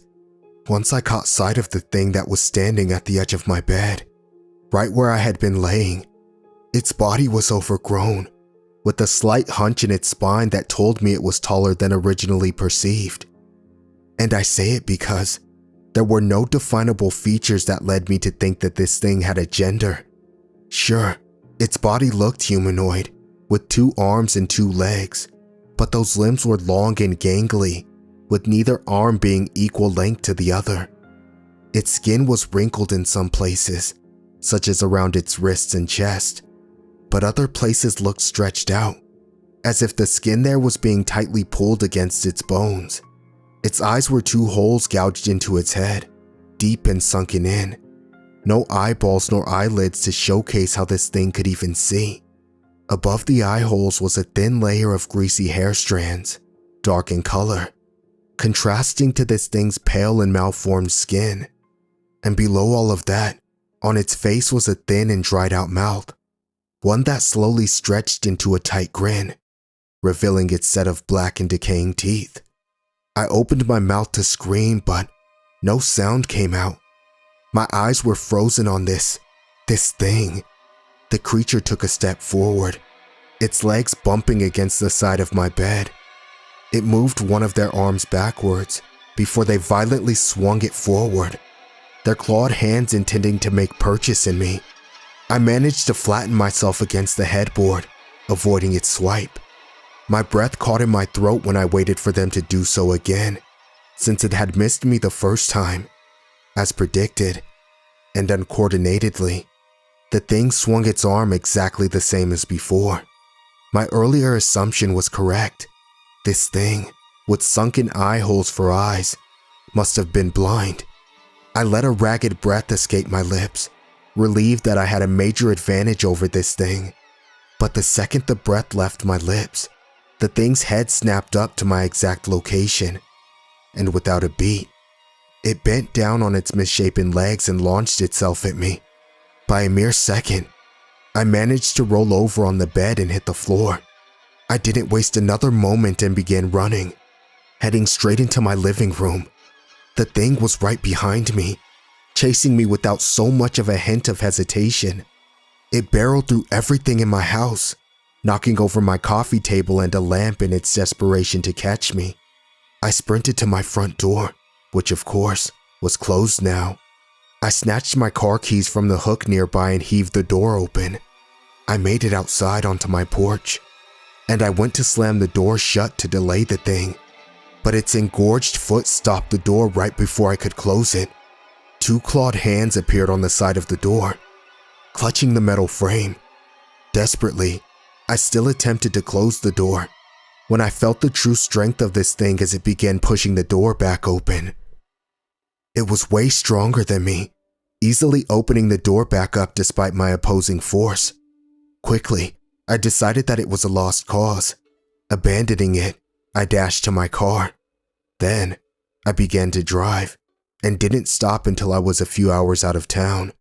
The fear in my spine didn't lessen until I stopped by a motel and bought a room for the night. Even now, as I sit in this motel, typing away into this website, I pray that someone here knows what to do. I've concluded that the thing must have been living in my house all that time, maybe in my guest room, maybe in my backyard, or maybe even squeezing itself under my bed while I slept. But it must have been looking for me, and each door I left open was its attempt to locate me. The only reason it never found me until now was due to its blindness. It had to be. Otherwise, I would be dead by the first night it was in my bedroom. I don't know if that thing is following me, or if it can. I don't know that when I do manage to go to sleep, if I'll wake to it standing before me, my motel door wide open. I don't know. And that is what scares me the most.